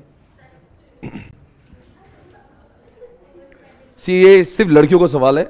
शॉपिंग को जा रही है, डेबिट का क्रेडिट कार्ड में पैसा पड़ा हुआ है, क्या आप अपने आप को रोक सकती हो? आपके सामने एक वर्ड है ओवर स्पेंडिंग। कितने लोग मानते सही है? मतलब अगर बैंक में पैसा रहा, यूपीआई में पैसा, तो आदमी अपने आप को रोक नहीं पाता, you just go on shopping. पर अगर मान लो, समझा क्या होता है, जैसे ये बच्चा है, वो देखो कहाँ गया उधर, इधर तुम ही, एक क्रेडिट कार्ड है, ये अपने आप को रोकता नहीं, रोक ही नहीं पाता। क्यों? पैसा है ना। जब इंसान के पास पैसा होता है ना, वो रुकता नहीं उसको। और कैसा होता है ना, ये डिजिटल पेमेंट करने का जब नोट जाते हैं ना, दुख होता है। एक्चुअल मतलब एक साइकोलॉजिकल बोल रहा है, मेरे को तो ऐसा होता है, डिजिटल पेमेंट जा रहा ना, नहीं फील नहीं होता पैसे खर्च हो रहे 5,000, पर जब 5,000 इंसान गिनता है ना, तो एक एक महसूस होके जाता है, 1 2 यहां से निकलता है वो। But when you transfer online ऐसा दर्द ही नहीं होता। ओके 5,000, बिकॉज पता नहीं, दिखता नहीं, और दिखता नहीं तो असर होता नहीं। तो यही बोल रहे ओवर स्पेंड बहुत होता है। Do you understand this point everyone? Disputed transaction, ये एक अलग बात है, ऐसा बहुत बार होता है, हमारे साथ भी होता है। लोग बहुत घाई में होते जब दे मेक द ऑनलाइन, वो क्या कहते हैं डबल ओके कर देते हैं उसको। कई बार ऐसा होता है लोगों के 2-2 बार पेमेंट आए थे हमारे पास, फिर हमारे लिए भी परेशानी हुई थी। कैसे? वो बोलता है सर मेरे 2 बार पेमेंट हो गए, हमें रिफंड दो। रिफंड देते हैं हम लोग, पर क्या होता है ना फिर उसके लिए प्रोसेस हो जाती है, फिर उसको अप्लाई करो, फिर हम अपने बैंक स्टेटमेंट को खोलते हैं, फिर चेक करते हैं कि 2 बार पेमेंट हुआ कि नहीं, फिर रिफंड हम लोग हफ्ते में 1-2 बार करते हैं, तो थोड़ा सा वो ट्रांजैक्शन डिस्प्यूटेड में चल जाता है। कैश में ऐसा नहीं हो सकता ना, 2 बार पेमेंट कैसे हो गए, 1 बार गिनेगा 2 बार तो कैसे गिनेगा, पर ऐसा हो सकता है ऑनलाइन में, होता है बहुत बार। तुम डबल ओके करो उसको, कभी कभी सिस्टम आपके 2 पेमेंट डेबिट कर देगा, और आपको कब मालूम चलता? अच्छा बच्चों को भी मालूम कब चलता है? वो कभी तो सर 3 महीने पहले मैंने आपको पेमेंट किया था। मतलब क्या हुआ था? सर देखो ना मेरे अकाउंट में दो, तब तो अब तक तो सो रहा था। वो एक्चुअली बच्चे की भी गलती नहीं, कौन बैंक स्टेटमेंट रोज चेक करेगा ना, उसको आइडेंटिफाई, अरे सर देखो ना 2 बार हुआ, आपको 2 बार मिले होंगे, फिर हमको बोलता है हम उस चेक करते हैं। हमारी भी गलती नहीं, क्योंकि वो ट्रांजैक्शन चेक करना बोलता अलग एक सिस्टम है, वो रूटीन काम नहीं ना, आके चेक करो फिर उसको रिफंड देने के लिए और उसका पे ही बनाओ, उसको पे करो, ये सब है डिस्प्यूटेड ट्रांजैक्शंस। ये ऑनलाइन में हो सकता है। कभी कभी ऐसा होता है अपने को डेबिट हुआ, सामने वाले क्रेडिट नहीं हुआ। कभी कभी आता हो नेट पे यो ट्रांजैक्शंस हैपनिंग, वो गोल गोल घूमता है, आपने को समझ रहा ही नहीं हो रहा कि नहीं हो रहा। अच्छा उसको बंद करें, क्योंकि आपने को धक धक होती है, साला बंद करता है कहीं चले तो नहीं जाए, मतलब कई बार होता है, तो वो इट क्रिएट डिस्प्यूट्स। ऐसा ऑनलाइन में नॉट ऑलवेज बट होता है। Increase business cost. अभी देखो भाई मैं आपको समझाता हूं, जितने लोग यहां पे पेमेंट गेटवे करते ना, आपने जब भी मुझे पेमेंट किया ना तो 1.5% मुझे खर्चा लगाया उसका, 1.5% खर्चा लगता है। यानी कि आपने अगर 10,000 रुपए दिए होंगे मुझे तो 150 रुपए। ऐसे बहुत सारे गेटवेज होते हैं, गेटवे सुना है? ईज बस, रोजर पे, पेयू, ये सब क्या है मालूम है? ये सब मीडिएटर्स है। अब आपकी बैंक कौन सी? एसबीआई, मेरी कौन सी? आईसीआईसीआई है। आपने डेबिट कार्ड स्वाइप कर दिया, पर आपकी बैंक और मेरी बैंक अलग है ना, तो बीच में कोई तो मीडिएटर चाहिए ना, जो ये पैसा आपसे लेके मेरे बैंक अकाउंट में डाले, उसका खर्चा लगता है। इसलिए कोई भी दुकानदार जब बोलता है ना भैया मुझे खर्चा लगता है 1-1.5% का, तो सही बोल रहा है, वो गलत नहीं बोल रहा। उसकी लग जाती है, पर वो क्या करेगा? फिर आप बोलेंगे बेचारे का तो नुकसान होगा। नुकसान फिर ऑनलाइन तो है, तो नुकसान तो होगा ही थोड़ा बहुत। तो ये पैसा जब भी आप मुझे ट्रांसफर कर रहे हो, तो आपने जितना भी पैसा ट्रांसफर किया वो पूरा मेरे अकाउंट में नहीं आता। 150 रुपए कट जाते, 10,000 रुपए, 1 लाख पे 1,500 रुपए कट जाएगा। ये है कॉस्ट। इसलिए बहुत लोग क्या बोलते हैं, हम लोग कैश एक्सेप्ट करेंगे, टेंशन नहीं, कटने का काम ही नहीं। पर अब आजकल ऐसा चलता भी नहीं। आगे द नेसेसिटी ऑफ व्हाट, क्या लिखा है? अब ये बोलता है ड्रॉबैक है, तो ड्रॉबैक कैसे हो गया इसका? तो अच्छी बात है ना ये। इसलिए बहुत बार आप फ्लाइट में जाओगे तो ये यूज नहीं कर पाओगे। अब फ्लाइट में ऊपर उड़ रहे हो, वो आंटी को बोल रहे हैं, ओ एयर होस्टेस आंटी सुनो, आई don't have cash, can I make a payment through digital mode? बोलेंगे भैया अब तो तेरा इंटरनेट लगाता है यहाँ पे, क्योंकि when you are flying in the sky it's very difficult to get internet access. पर कभी आजकल कुछ एक नया सिस्टम डेवलप किया उन्होंने, they are getting coverage to satellite. कुछ तो एक नया कॉन्सेप्ट है, मैंने एक बार देखा था, पता नहीं वो कैसे हुआ था, मुझे आंटी को पूछना था पर चले गई थी। मैं आंटी को पूछना था पर वो शायद से she would not have been able to answer. वो क्या बोलती है वो एयर होस्टेस, मेरे को मैं पूछना था, can you please explain how it is happening? अम्मा ये बताओ ये हुआ कैसे? Because right now currently you are not getting internet in the flight, how you are able to take payment through UPI और how you are able to make payment through the debit card? उस बंदे ने debit card swipe किया था वहाँ पे, मुझे वो पूछना था उसको हुआ कैसे, वो चले गए वहां से। काश अगर मिले गया तो पूछूंगा मैं उसको कि फ्लाइट में डिजिटल पेमेंट हुआ कैसे, बावजूद इंटरनेट हो उनके, इंटरनेट तो था ही नहीं। तो क्या वो सिस्टम, आजकल कुछ ऐसी जगहें डेवलप कराई है जिन जगहों पे इंटरनेट ही होता है ना, वहाँ पे सैटेलाइट के थ्रू इंटरनेट आता है। तो एक अलग कॉन्सेप्ट है, वो मुझे पूछना है फ्लाइट में आता कैसे है। इंडिया के ट्रेन में आ जाता, बिकॉज ट्रेन तो जमीन पर चलती है, पर फ्लाइट में आ रहा है, तो ये बहुत बड़ी उपलब्धि है कि कैसे ऐसा हो रहा है। क्योंकि जहां पे इंटरनेट नहीं है, आप देख सकते हैं बहुत जगह पे जब इंटरनेट नहीं होता है तो वो चलता नहीं, फिर स्लो हो जाता है, पेमेंट अटक जाता है, वो सब प्रॉब्लम्स है। आई होप ये सारी बातें क्लियर है एवरीबॉडी। एक बार ड्रॉबैक्स के सारे पॉइंट्स को देख ले। सबसे बड़ा प्रॉब्लम कौन सा? नंबर 1 बोलो भाई क्या है सबसे नंबर 1? नॉन टेक्निकल लोग इसका इस्तेमाल नहीं कर पाएंगे। दूसरा पॉइंट बोलो। अब अपना आईडी पासवर्ड चोरी हो तो क्या कर सकते हो, एक ड्रॉबैक है। लड़कियां लोग बहुत ओवर स्पेंड कर देती है, जब डेबिट कार्ड उनके हाथ में आता है वो अपने आप को नहीं रोक पाती। डिस्प्यूटेड ट्रांजैक्शंस कभी हो सकता है डबल पेमेंट हो गया, और जितने लोग इसमें ये सब सिस्टम्स है उनका 1-1.5% ये खर्चा है, अनडाउटेडली होता ही है, मुझे भी हो रहा है। और लास्ट में इंटरनेट नहीं तो फिर इसमें ना डेबिट कार्ड चलता है ना यूपीआई चलता। क्या यूपीआई बगैर इंटरनेट के चल पाएगा? नो नो, डेबिट कार्ड वो मशीन ही स्वाइप नहीं होगी, इंटरनेट से कनेक्टेड नहीं, बिकॉज होता क्या ना क्लाउड पर है। एक्चुअल में क्या है, वो आप जो डेबिट कार्ड की मशीन स्वाइप करते हो ना, ऐसे स्वाइप, आप बोलेंगे मशीन तो है, वैसा नहीं है, वो मशीन इंटरनेट इनेबल्ड है, उसके संबंध क्लाउड से है। तो आप जब स्वाइप करते हो ना तो उसका डेटा ट्रांसफर होकर वो क्लाउड पे जाता है, फिर वहां पे आपके नाम पे डेबिट होता है। फिर जब जाके उधर रिसीट वो स्लिप आते ना, उसमें 2 स्लिप निकलती है, वो स्लिप ऐसे नहीं निकलती, आपने स्वाइप करा स्लिप निकली, उस मशीन के अंदर कुछ भी नहीं है, उस मशीन के अंदर सर्वर नहीं है, सर्वर तो क्लाउड पर है ना। तो मशीन के अंदर क्या है? मशीन एक क्लाइंट है, अपन ने पढ़ा ना 3 टायर आर्किटेक्चर, वो क्लाइंट है, it doesn't have the data storage. उसको बोलो 1,500 डेबिट मार, वो 1,500 डेबिट कहां से मारेगा? उसके में डेटा, उसको यही पता नहीं ओल्ड बैलेंस कितना है। कभी आप देखते हो ना डिक्लाइन हो गया है, sorry you have insufficient balance, ऐसा कभी हुआ है डेबिट कार्ड में? वो कैसे मालूम चलता है उसको? उसमें नहीं है कुछ, through internet the data is going on the cloud, वो क्लाउड में चेक करता है कितना इसका वो है, बैलेंस कितना है, फिर ऊपर से संदेश आएगा उसको बोल बैलेंस नहीं है। पर वो होता है इतनी जल्दी है ना, आपको लगता है कि वो मशीन से ही निकल रहा सब, क्योंकि आपने क्या लगता है मशीन ही बोल रहे, मशीन में कुछ नहीं बेटा, ये तो आम आदमी की सोच। आप तो ईएएस के स्टूडेंट हो गए, आपको पता होना चाहिए मशीन में कुछ नहीं है। Where it is on the cloud. समझ आ रहा है? ये हमने एडवांटेज पढ़ लिए, डिसएडवांटेज भी पढ़ लिए। क्या पढ़ लिया हमने अभी तक बताओ?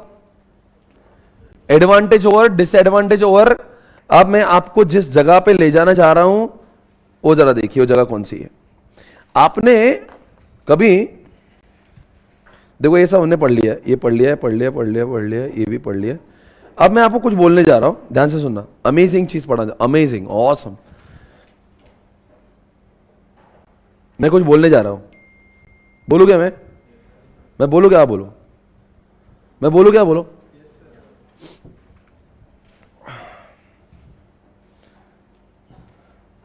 मैं कुछ बोलना चाहता, और मैं क्या बोलना चाहता हूं?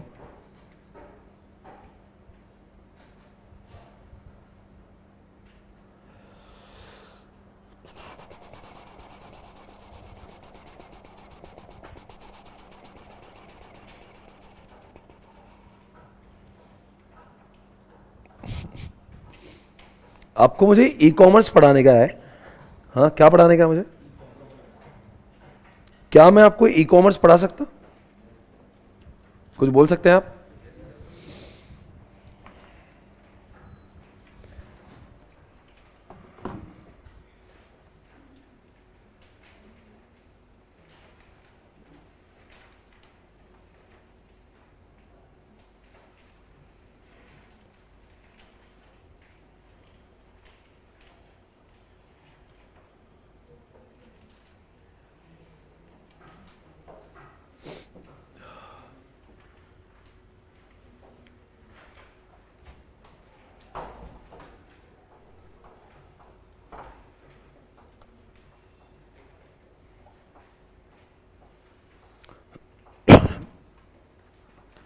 कल मैंने मूवी देखी एक, पुष्पा, झुकेगा नहीं। देखा क्या पुष्पा आपने? अरे इतना enjoyed so much.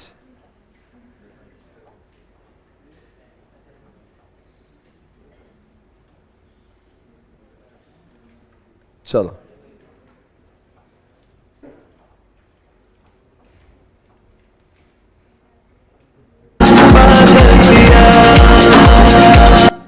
Tired of cold calling? Introducing Lucia, the easiest, most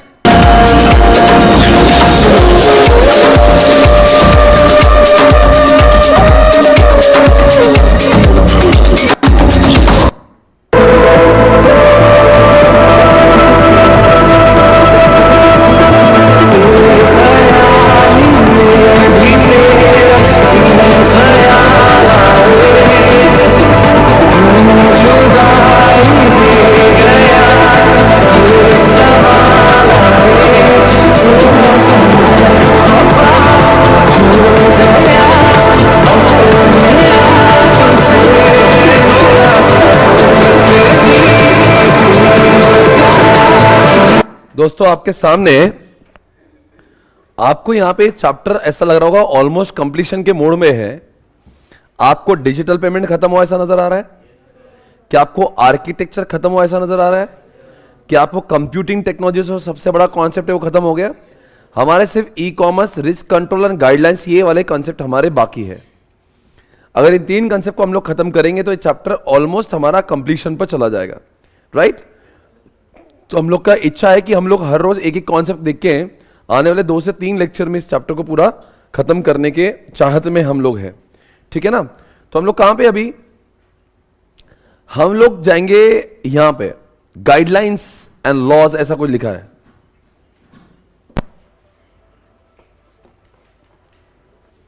तो मैं आपको कुछ गाइडलाइंस पढ़ाने जा रहा हूं। गाइडलाइंस क्या मैं आपको ई कॉमर्स पढ़ा दूं? मुझे समझ रहा नहीं मैं क्या पढ़ाऊं आपको। क्या मैं ई कॉमर्स के गाइडलाइंस पढ़ा दूं? ठीक है, आप जरा एक कॉन्सेप्ट पढ़ेंगे, उसमें लिखा है कि ई कॉमर्स करते समय कौन से गाइडलाइंस हमने फॉलो। किसकी आवाज आ रही है? बंद करो।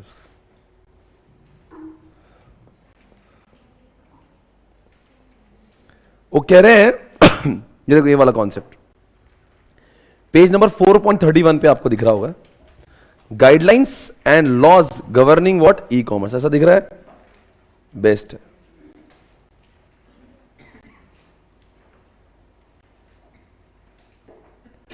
सर क्रिप्टोग्राफी क्यों नहीं पढ़ा है बेटा? कल पढ़ाएंगे, आगे चलते हैं। Guidelines and laws governing to e commerce. अगर आप ई कॉमर्स की वेबसाइट, ई कॉमर्स समझते हो आप क्या होता है? अच्छा, इलेक्ट्रॉनिक कॉमर्स। आप किसी शॉप से कुछ बाय करें तो कॉमर्स होता है, और कभी कोई वेबसाइट से बाय करते तो उसका नाम ई कॉमर्स होता है। आजकल the world is moving towards, आजकल अमेजॉन से, फ्लिपकार्ट से अगर आप कुछ बाय कर रहे हो या swapnilpatni.com से कुछ बाय कर रहे हो, it is called as what? कोई भी ट्रांजैक्शन जो इलेक्ट्रॉनिक मोड्स, इलेक्ट्रॉनिक डिवाइसेस को अगर लेकर होता है तो हम लोग उसको ई कॉमर्स कहते हैं। कोई नीचे शॉप से आपने वहां से जाके कोई नोटबुक परचेस करी तो आप क्या कहोगे? कॉमर्स कहोगे। बाकी आपको नॉर्मल पेमेंट करना होता है। पर अगर if I am buying those things, I am buying clothes, I am buying shoes, I am buying anything you know from the website, तो आप कहेंगे वो ई कॉमर्स। आजकल तो लोग ग्रोसरी भी ऑनलाइन परचेस करते हैं, वेजिटेबल ऑनलाइन परचेस करते हैं, होता क्या नहीं होता है? कल ही अपने घर का मैंने बहुत सारा सामान जो ग्रोसरी का था, मेरे पापा बोल रहे थे बेटा एक काम करता हूं, मैं जाता हूं और खरीद के लाता हूं।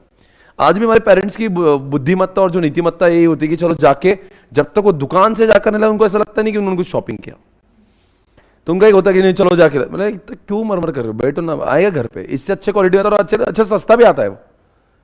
आप देखते हो कि आजकल रेट जो होते हैं ऑनलाइन के रेट्स आर चीपर, ऐसा कभी महसूस किया आपने? क्योंकि उन लोगों को फंडिंग मिला है और उन लोगों का खर्चा कम है ना, ओवरहेड्स कम है उनके, तो that's why they are able to sell this things at what very cheaper cost, because खर्चे नहीं। जैसे मॉल में जाते हैं तो बहुत सारा खर्चा लगता है इनको, रेंट है, इलेक्ट्रिसिटी है, लेबर है, सब कुछ है। यहाँ पे ऑनलाइन में कुछ खर्चा ही नहीं, that's why this guys are able to sell at very cheaper cost.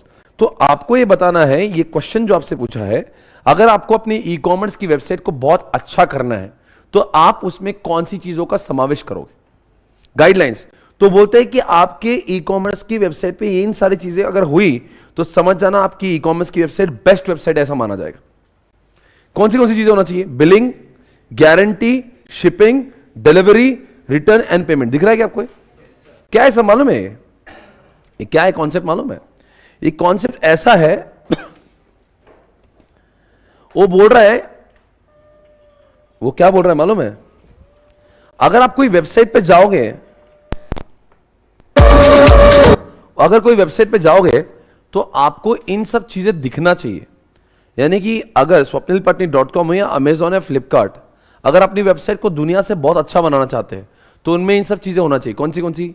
Billing होना चाहिए बराबर से, वहां पे गारंटी, वहां पे शिपिंग कैसे होता है, अगर किसको पसंद है तो रिटर्न कैसे करना होता है। इन सब चीजें अगर होगी तो समझेंगे हम आपकी वेबसाइट एक स्टैंडर्ड को मीट करती है। स्टैंडर्ड समझता है? मतलब आपकी वेबसाइट को अगर आप सच में बहुत बेहतरीन, बहुत ऐसा लगता है कि लोगों ने बहुत पसंद करना चाहिए। सबसे बड़ी बात क्या है ना वेबसाइट की, लोगों को आज भी, आधे लोगों को इंडिया को ये भरोसा नहीं कि वो चीजें आएगी, और दूसरी चीज अच्छी आएगी भी कि नहीं। तो इसलिए people are not ready to buy it from online. अगर कोई भी अगर आप मोबाइल टीवी लेना है तो घर वालों को बोलो तो ऑनलाइन बाय करेंगे, घर वाले बोलेंगे तो एड़ा क्या चलना मार्केट जाके आते आधे घंटे में बेटा खरीद लेंगे। टीवी कोई ऑनलाइन परचेस करने की चीज़ है? एक और सही भी लगता है कि कोई गलत तो नहीं आ जाए। अच्छा हम लोग देख रहे कुछ आ जाए कुछ, चलो मान लो मुझे एलवी का परचेस, एलवी का मुझे पर्स अंकिता के लिए लेना है जिसकी कॉस्ट 2 लाख रुपए की। अंकिता बोले ऑनलाइन परचेस कर लेते, बोले अपने आप को संभालो, 2 लाख रुपए की चीज़ ऑनलाइन मंगवाना है, वो पर्स 2 लाख रुपए की है, सही है, अब वो ओरिजिनल है डुप्लीकेट है, वो सही है गलत है? मतलब कोई चीज़ें जो एक्सपेंसिव होती है वी डू नॉट, मतलब अभी कभी कभी हम लोग क्या करते हैं, वो मोबाइल मंगवाते उधर से ये आता रिमोट कंट्रोल, मालूम है आपको? मोबाइल के बॉक्स में एड़ा बनाते लोग, सोप आती है उसके अंदर, वो रास्ते में को तो चेंज, मोबाइल हटा देते, आईफोन बाय किया आपने, उसके अंदर पत्थर आया है। आज फिर बाद में और लफड़े ही जाना, फिर और झगड़ा करो, साहब देखो पत्थर आया मेरे को, मैंने तो बाय किया 1 लाख का आईफोन। तो ऐसा नहीं कि लेस रिस्क की, हो सकता कुरियर के अंदर किसने एक्सचेंज मार दिया, किसी ने कुछ किया। तो आई जस्ट टोल्ड हर कि भाई there are some things which we should not buy it online. थोड़ा सा क्यों रिस्क ले, कोई अगर 10-20 हज़ार की 5-10 हज़ार की कोई चीज़ है जिसमें कोई रिस्क नहीं है, अब तुम शक्कर मंगाओगे, शुगर राइस मंगाना है, उसमें क्या कोई उखाड़ लगेगा, शुगर तो शुगर ही आएगी। तो ऐसी चीज़ों को डर नहीं है। अब आपने लक्स लाइफ बॉय अगर ऑनलाइन मंगवाया या सर्फ एक्सेल मंगवाया तो क्या हो जाना है उसमें, तो we can buy it online. तो वो बोल रहा है कि इसीलिए आम आदमी का जो है ना सबसे बड़ा जो वरी है ना कि मैं जो मंगवाऊंगा वो आएगा या नहीं आएगा, और दूसरी बात खराब आए तो मेरा क्या होगा। इसीलिए इन गाइडलाइंस को दिया, वहां पे अंडरलाइन करो, रिटर्न का पॉलिसी देखो है क्या, रिटर्न का पॉलिसी। उसके बाद में वहां पे गारंटी वारंटी का पॉलिसी है क्या, नहीं, अंडरलाइन और गारंटी वारंटी दिख रहा हुआ देखो, रिटर्न का पॉलिसी है। और कोई एक ऐसा लाइन बताओ जो सिक्योरिटी की खातिर वहां पे दिया हुआ है। और एक पॉइंट बताओ, डिलीवरी। दो ध्यान से सुनना, आम आदमी जब बाय करेगा, मान लो उसके घर पे शादी है और शादी का जोड़ा आप मंगा रहे हो ऑनलाइन, तो डिलीवरी डेट इंपॉर्टेंट है कि नहीं? क्यों?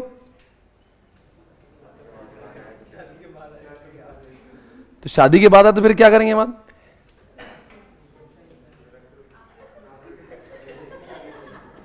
शादी हो गई, बाद में आया घर पे, क्या करना उसको देख के हंसना है कि रोना उसको? Try to understand. Online buy करने के सबसे 2 बड़े प्रॉब्लम, एक तो मुझे लगता है वो कब आएगा कि नहीं आएगा, दूसरी बात आएगा वो खराब आएगा।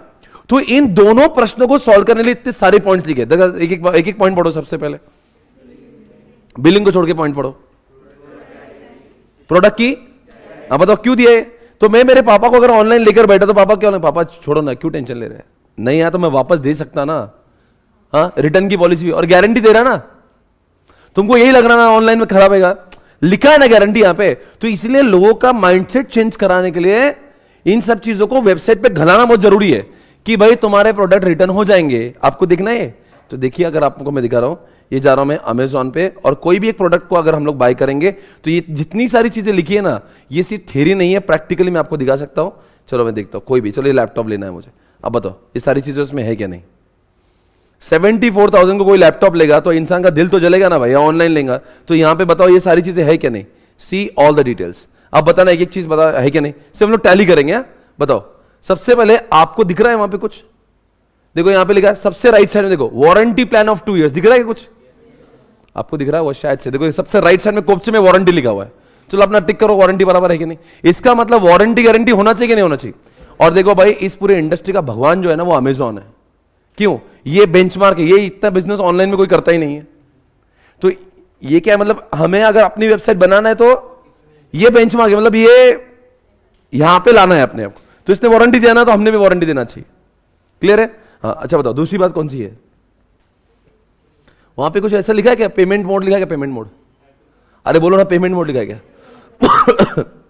देखो यहां पे आपको बहुत सारी चीजें नजर आ रही है, मैं आपको दिखा रहा हूं। देखो यहां पे लिखा 1 year वारंटी, अरे बोलो ना 7 days रिप्लेसमेंट लिख रहा है क्या? क्या लिखा है वहां पे आपके बुक में? रिटर्न लिखा है ना। इसका मतलब खराब आया तो आपको रिप्लेसमेंट है, रिटर्न है, ये सब कुछ आपने देना चाहिए वहां पे। Is that okay? तो कितने पॉइंट्स हमारे कवर हो गए? एक वारंटी का कवर हो गया, एक रिप्लेसमेंट। मतलब मैं थ्योरी बोल रहा हूं कि प्रैक्टिकली लिखा है? मतलब अच्छा, किसी ने ऐसा महसूस किया कि कोई रिटर्न, आज तक आपने कभी रिटर्न कुछ किया है ऑनलाइन? किसने किया रिटर्न?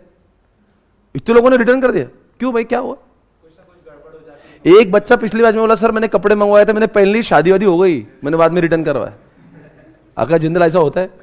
क्या करते बेटा लोग? अच्छा किया है बेटा, बहुत आगे जाएंगे। क्या किया था बेटा? वो गैंगटॉक गए थे आप?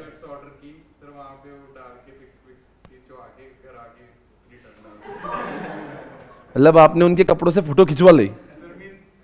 हाँ ये समझ, हम आपकी भावनाओं को समझते हैं। तो आपने पूरा माहौल बना लिया है, माहौल खींच लिया, आपने वापस दे दिए और उन्होंने ले भी लिए, पैसे आ गए वापस।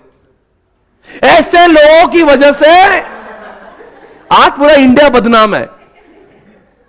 अरे भैया लोग शादियां कर ले रहे उनके कपड़ों पे, कपड़े आते हैं, शादियां कर लेती, फोटोशूट हो जा रहे लोगों के, फोटोशूट, और बाद में वो बस उसको स्टीम प्रेस करा के वापस दे देंगे, ले लो तुम्हारी चीज वापस। पर बेटा तुम्हारी वजह से देश बदनाम है। ओके थैंक यू, आगे बढ़ेंगे। उसके बाद में पेमेंट मोड दिख रहा है आपको? आपको दिख रहा है कि पेमेंट मोड? कहीं तो दिखाओ मुझे। यहां पे देखो पेमेंट के बहुत सारे मोड दिख रहे हो। यहां पे दिख रहा है ईएमआई, दिख रहा है क्या? No cost EMI. तो प्रोडक्ट के ऊपर ईएमआई है, सेव एक्स्ट्रा कितना है, ईएमआई कितना है, क्या चीजें है, पेमेंट कैसे कैसे होगा, इसका पूरा डेटा यहां पे लिखा होना जरूरी है। मैं आपको अगर यहां पे ऐड टू कार्ट करता हूं, बाय नाउ करता हूं, करोगे बाय नाउ? और जब मैं बाय नाउ करता हूं ना इसको, अरे यार इसकी प्रॉब्लम है ऐसा, वो बोलेगा ये करो वो करो, इसका अकाउंट खोलो, चलो ठीक है। क्या आपको लगता है जब हम ऑनलाइन कुछ बाय करते तो बहुत सारे ऑप्शन दिखाता है, UPI, debit card, credit card, होता है ना हर कोई प्रोडक्ट पे? तो ऐसा हर प्रोडक्ट पे यहाँ पे लिखा होता है कि आपको कौन से मोड है। अच्छा देखो यहाँ पे फ्री डिलीवरी आया 19 से लेकर 20, आपको इसमें डिलीवरी लिखा है क्या? इसका मतलब क्या है? हम जब बाय करेंगे तो हमें वहां पे लिखा था एक्सपेक्टेड डिलीवरी, कभी आपने देखा है सर? और उसको पूरा मैप पता है, इतने दिन शिपिंग अब होगी, पैकिंग अब होगी, ऐसा लिखा होता है ना। और एक्सपेक्टेड कब, ऐसा कभी होता है देखा आपने? तो वही होता है, देखो यहाँ पे लिखा फ्री डिलीवरी जनवरी 19 से लेकर 28 तक कुछ है तो फ्री। अगर आपको फास्ट चाहिए तो यू हैव टू पे मोर, तो आपको फास्ट जल्दी मिलेगा। आपके बुक में देखो डिलीवरी वाला आइटम एक लिखा हुआ है ना? तो क्या क्या हमने पढ़ा अब तक? मतलब डिलीवरी कब होगी इसके बारे में भी लिखा होना चाहिए, वो लिखा हुआ है। रिप्लेसमेंट कब होना चाहिए उसके बारे में तो वो लिखा हुआ है। वारंटी गारंटी लिखा है, वो लिखा है। और क्या लिखा है? पेमेंट मोड है, क्या लिखा है? ईएमआई सुविधा, ये सारी चीजें यहाँ पे, कूपन है, देखो ये सब चीजें यहाँ पे होती है, ऑलरेडी लिखा हुआ है। अब इसमें क्या होता है, इसका बोल रहा है जो बिलिंग है, फर्स्ट पॉइंट बिलिंग, वो बोलता है अगर आपकी वेबसाइट अगर आपको बहुत फेमस करवाना है तो इनके साथ में बिलिंग में ऐसा बिल बना के दो कि जिसमें जीएसटी नंबर आ रहा हो, ताकि लोग जीएसटी का क्रेडिट इनपुट ले सके। मतलब गवर्नमेंट जैसा चाहती है, क्या गवर्नमेंट चाहती है? गवर्नमेंट जैसा चाहती है ना वैसा आपका बिल वैसा होना चाहिए, जिसके ऊपर जीएसटी, अब देखो ना जीएसटी नंबर लिखा होता है हर बिल पे, ताकि लोग क्या कर सके, उसका क्रेडिट इनपुट ले सके। तो इसलिए दोस्तों कि हमारा बिलिंग जैसा नहीं कि स्टैंडर्ड बिलिंग होता है, जैसे दुकान में जाते हो ना अभी प्रॉपर बिल वगैरह होता है, तो ऑनलाइन में भी वैसा बिल होना चाहिए। नहीं समझ में आ रहा है? अरे कल्चर के बिल है, मान लो यार वारंटी गारंटी कुछ बिल ऐसा आना चाहिए ना, कल्चर के में कोई जाता है उसकी कोई मान्यता चाहिए उस बिल के। ऐसा कुछ भी ऐसा मत दे दो कि ये पेपर दे दे एक्नॉलेजमेंट, प्रॉपर वो लगना चाहिए कि it should look like a physical bill. कोई दुकान से आप लैपटॉप लोगे ना तो जरा देखना बिल पे बराबर सब चीज, उसमें जीएसटी नंबर आता है, वो सामने वाले का साइन वगैरह सब कुछ आता है। तो ऐसा ऐसा फील करवाओ कि एज इफ यू नो लोगों को फील हो कि मैंने कोई ऑथेंटिक चीज परचेस की है। भाई कल्चर के एप्पल फोन ले रहा हूं मैं और खराब हो गया, आप दुकान पे गए तो दुकान वाला आपको एंटरटेन ही नहीं करेगा, वो बोलेगा क्या लाया भाई, ये तो हमारे पास से परचेस ही नहीं किया आपने। तो आपका बिल इतना स्ट्रांग होना चाहिए कि कोई भी आपको बाद में, वरना इलेक्ट्रॉनिक चीजें खराब है तो कौन अपने को एंटरटेन करेगा यार। तो इसलिए बोलता है बिलिंग अच्छा होना चाहिए, जिसमें जीएसटी हो या जो भी उनका ऑथराइज, जो भी उनके number, customer ID, whatever details are required, ताकि कल्चर के मुझे परेशानी ना है, वो होना चाहिए। पता और कुछ पॉइंट बचा उसमें का? हाँ बहुत अच्छा सवाल है। डिलीवरी अलग होता है, शिपिंग अलग होता है। मैं अगर आपको यहां पे ये जरा देखूंगा, आपको मैं बताता हूं शिपिंग का मतलब क्या है। आपको पता है शिपिंग का मतलब क्या होता है? शिपिंग यानी कि वो पैकिंग कैसा करते हैं उसका। शिप और डिलीवरी दो, देखो हमारे यहाँ पे ऑफिस में जब ऑर्डर आता है हम पहले शिप करते हैं। शिपिंग यानी कि हम पूरा उसको मस्त माहौल बना के उसको एकदम मस्त क्या बोलते हैं बॉक्सेस में पैक करके टेप लगा के। अब यही चीज जब आप ऑनलाइन टीवी बाय करोगे तो आपको टेंशन नहीं होगी साला घर पे टीवी आएंगे कि टुकड़े आएंगे। मतलब सोचने वाली बात है। When you are buying some delicate, आप कुछ मान लो फ्रेम मंगवा लिया आपने या कोई झूमर मंगवा लिया आपने, तो यू आर वरीड कि भाई क्या आएगा उधर से, कि भाई कैसे शिपिंग होगी इसकी। तो उसमें यहाँ पे लिखा होता है, ऐसे वीडियोस बनाए जाते हैं। अब पता नहीं मुझे, मैं आपको शायद से यूट्यूब पे दिखा सकता हूँ कि ये लोग पैकिंग कैसे करते हैं। अमेजॉन पैकिंग टीवी, देखो टीवी पैकिंग, देखो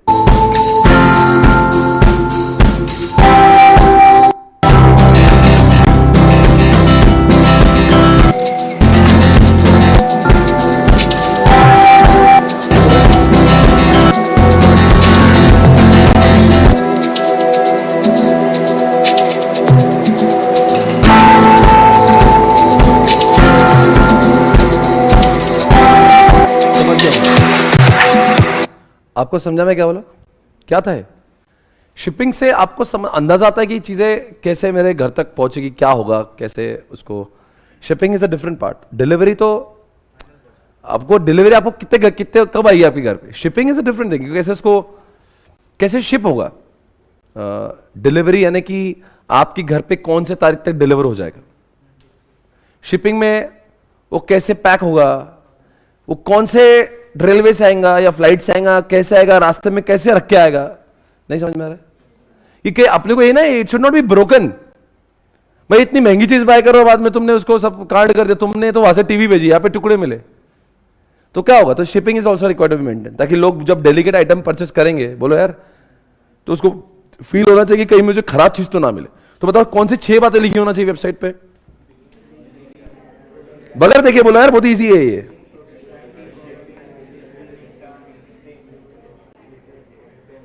बहुत ही इजी था ये। देखो यहाँ पे लिखा है, सबसे पहली बात तो बिलिंग अच्छा होना चाहिए, फॉर्मेट वगैरह अच्छा होना चाहिए, उसके ऊपर गारंटी वारंटी सब होना चाहिए। उसके बाद में शिपिंग, समझा क्या, शिपिंग टाइम होगा, फ्रीक्वेंसी ऑफ शिपिंग, कितने बार हम लोग शिप करके भेजते हैं, दिन में कितने बार भेजते हैं, अभी भी दिया तो ऑर्डर कितने बजे निकलेगा, है ना, अपने यहां से, और कैसे पैकिंग करके भेजेंगे। डिलीवरी यानी कि उसको कि कब मिलेगा, फास्ट डिलीवरी है क्या, स्लो डिलीवरी है, कैसे आता है, कितने दिन में आएगा। अगर मैं जिसको फास्ट मंगवाना चाहूं तो कुछ और एडिशनल पैसे देके कुछ हो सकता है क्या वैसे। रिटर्न तो आप जानते हैं, और लास्ट में पेमेंट, यूपीआई मेथड है, डेबिट कार्ड है, ईएमआई भी है, ईएमआई लिखा था देखो। ओके गाइस, तो आज का लेक्चर हम लोग खत्म कर रहे हैं। Today's lecture is over guys, and we are done with this part. तो आने वाले 2-3 लेक्चर में हम लोग will try to finish the entire chapter. कल हमें बहुत अच्छे से रिवीजन भी करना है। हमारे क्लास का ऑफिशियल टाइम अभी 8:30 होगा हर रोज। हमारी जो नया टाइमिंग है 8:30 ऑफिशियल टाइम होगा, 8:30 को ही लेक्चर चालू होगा, ठीक है ना। तो don't come here bye 8-8:15, but आपको यू शुड बी रेडी कि माइंडसेट 8:30 का क्लास टाइमिंग होगा, राइट एवरीवन। उसके बाद में आज तो लेक्चर होने ही वाले। आनंद सर की लेक्चर है आज, पूछ लो उनको। अभी कल भी हमारा लेक्चर हम लोग ऑनलाइन यूट्यूब पे भी चलाएंगे, but guys just make sure कि आप उसको ऐप पे भी चला रहे हो। भाई इसमें लिंक डलवा दो। Those are facing any problem in application, just make sure कि उस पर आप क्लिक करें, उस पर भरे, और आपको वो चालू करवा के देंगे। वो टेलीग्राम चैनल कौन सा डाले यार, 10 बार एक बच्चे ने पूछा, डाल दे यार उसको। वो 50 बार वही पूछ रहा है टेलीग्राम पे कौन सा है, टेलीग्राम कौन सा है। तुम देखते नहीं यार, वो डाल दो टेलीग्राम का चैनल का लिंक वहां पे, ठीक है ना।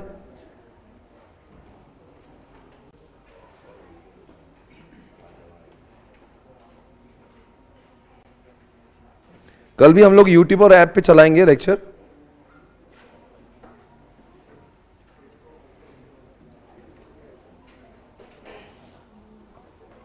और सबके प्रयास से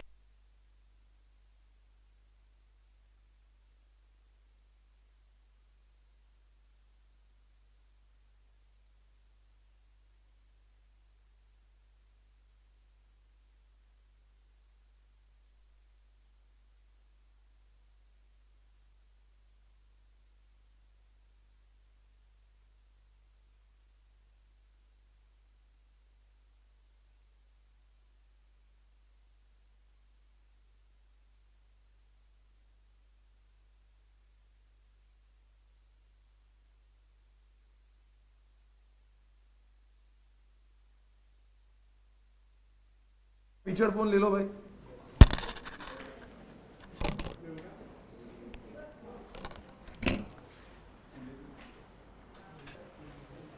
करो।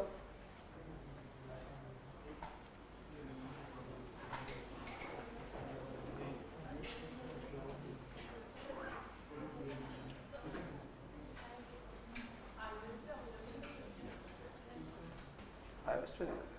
iOS का टेक्नोलॉजी अभी तक लाया नहीं। लैपटॉप एंड्रॉइड दोनों पे।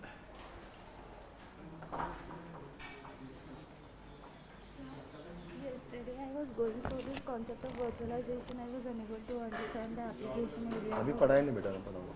Okay, sir.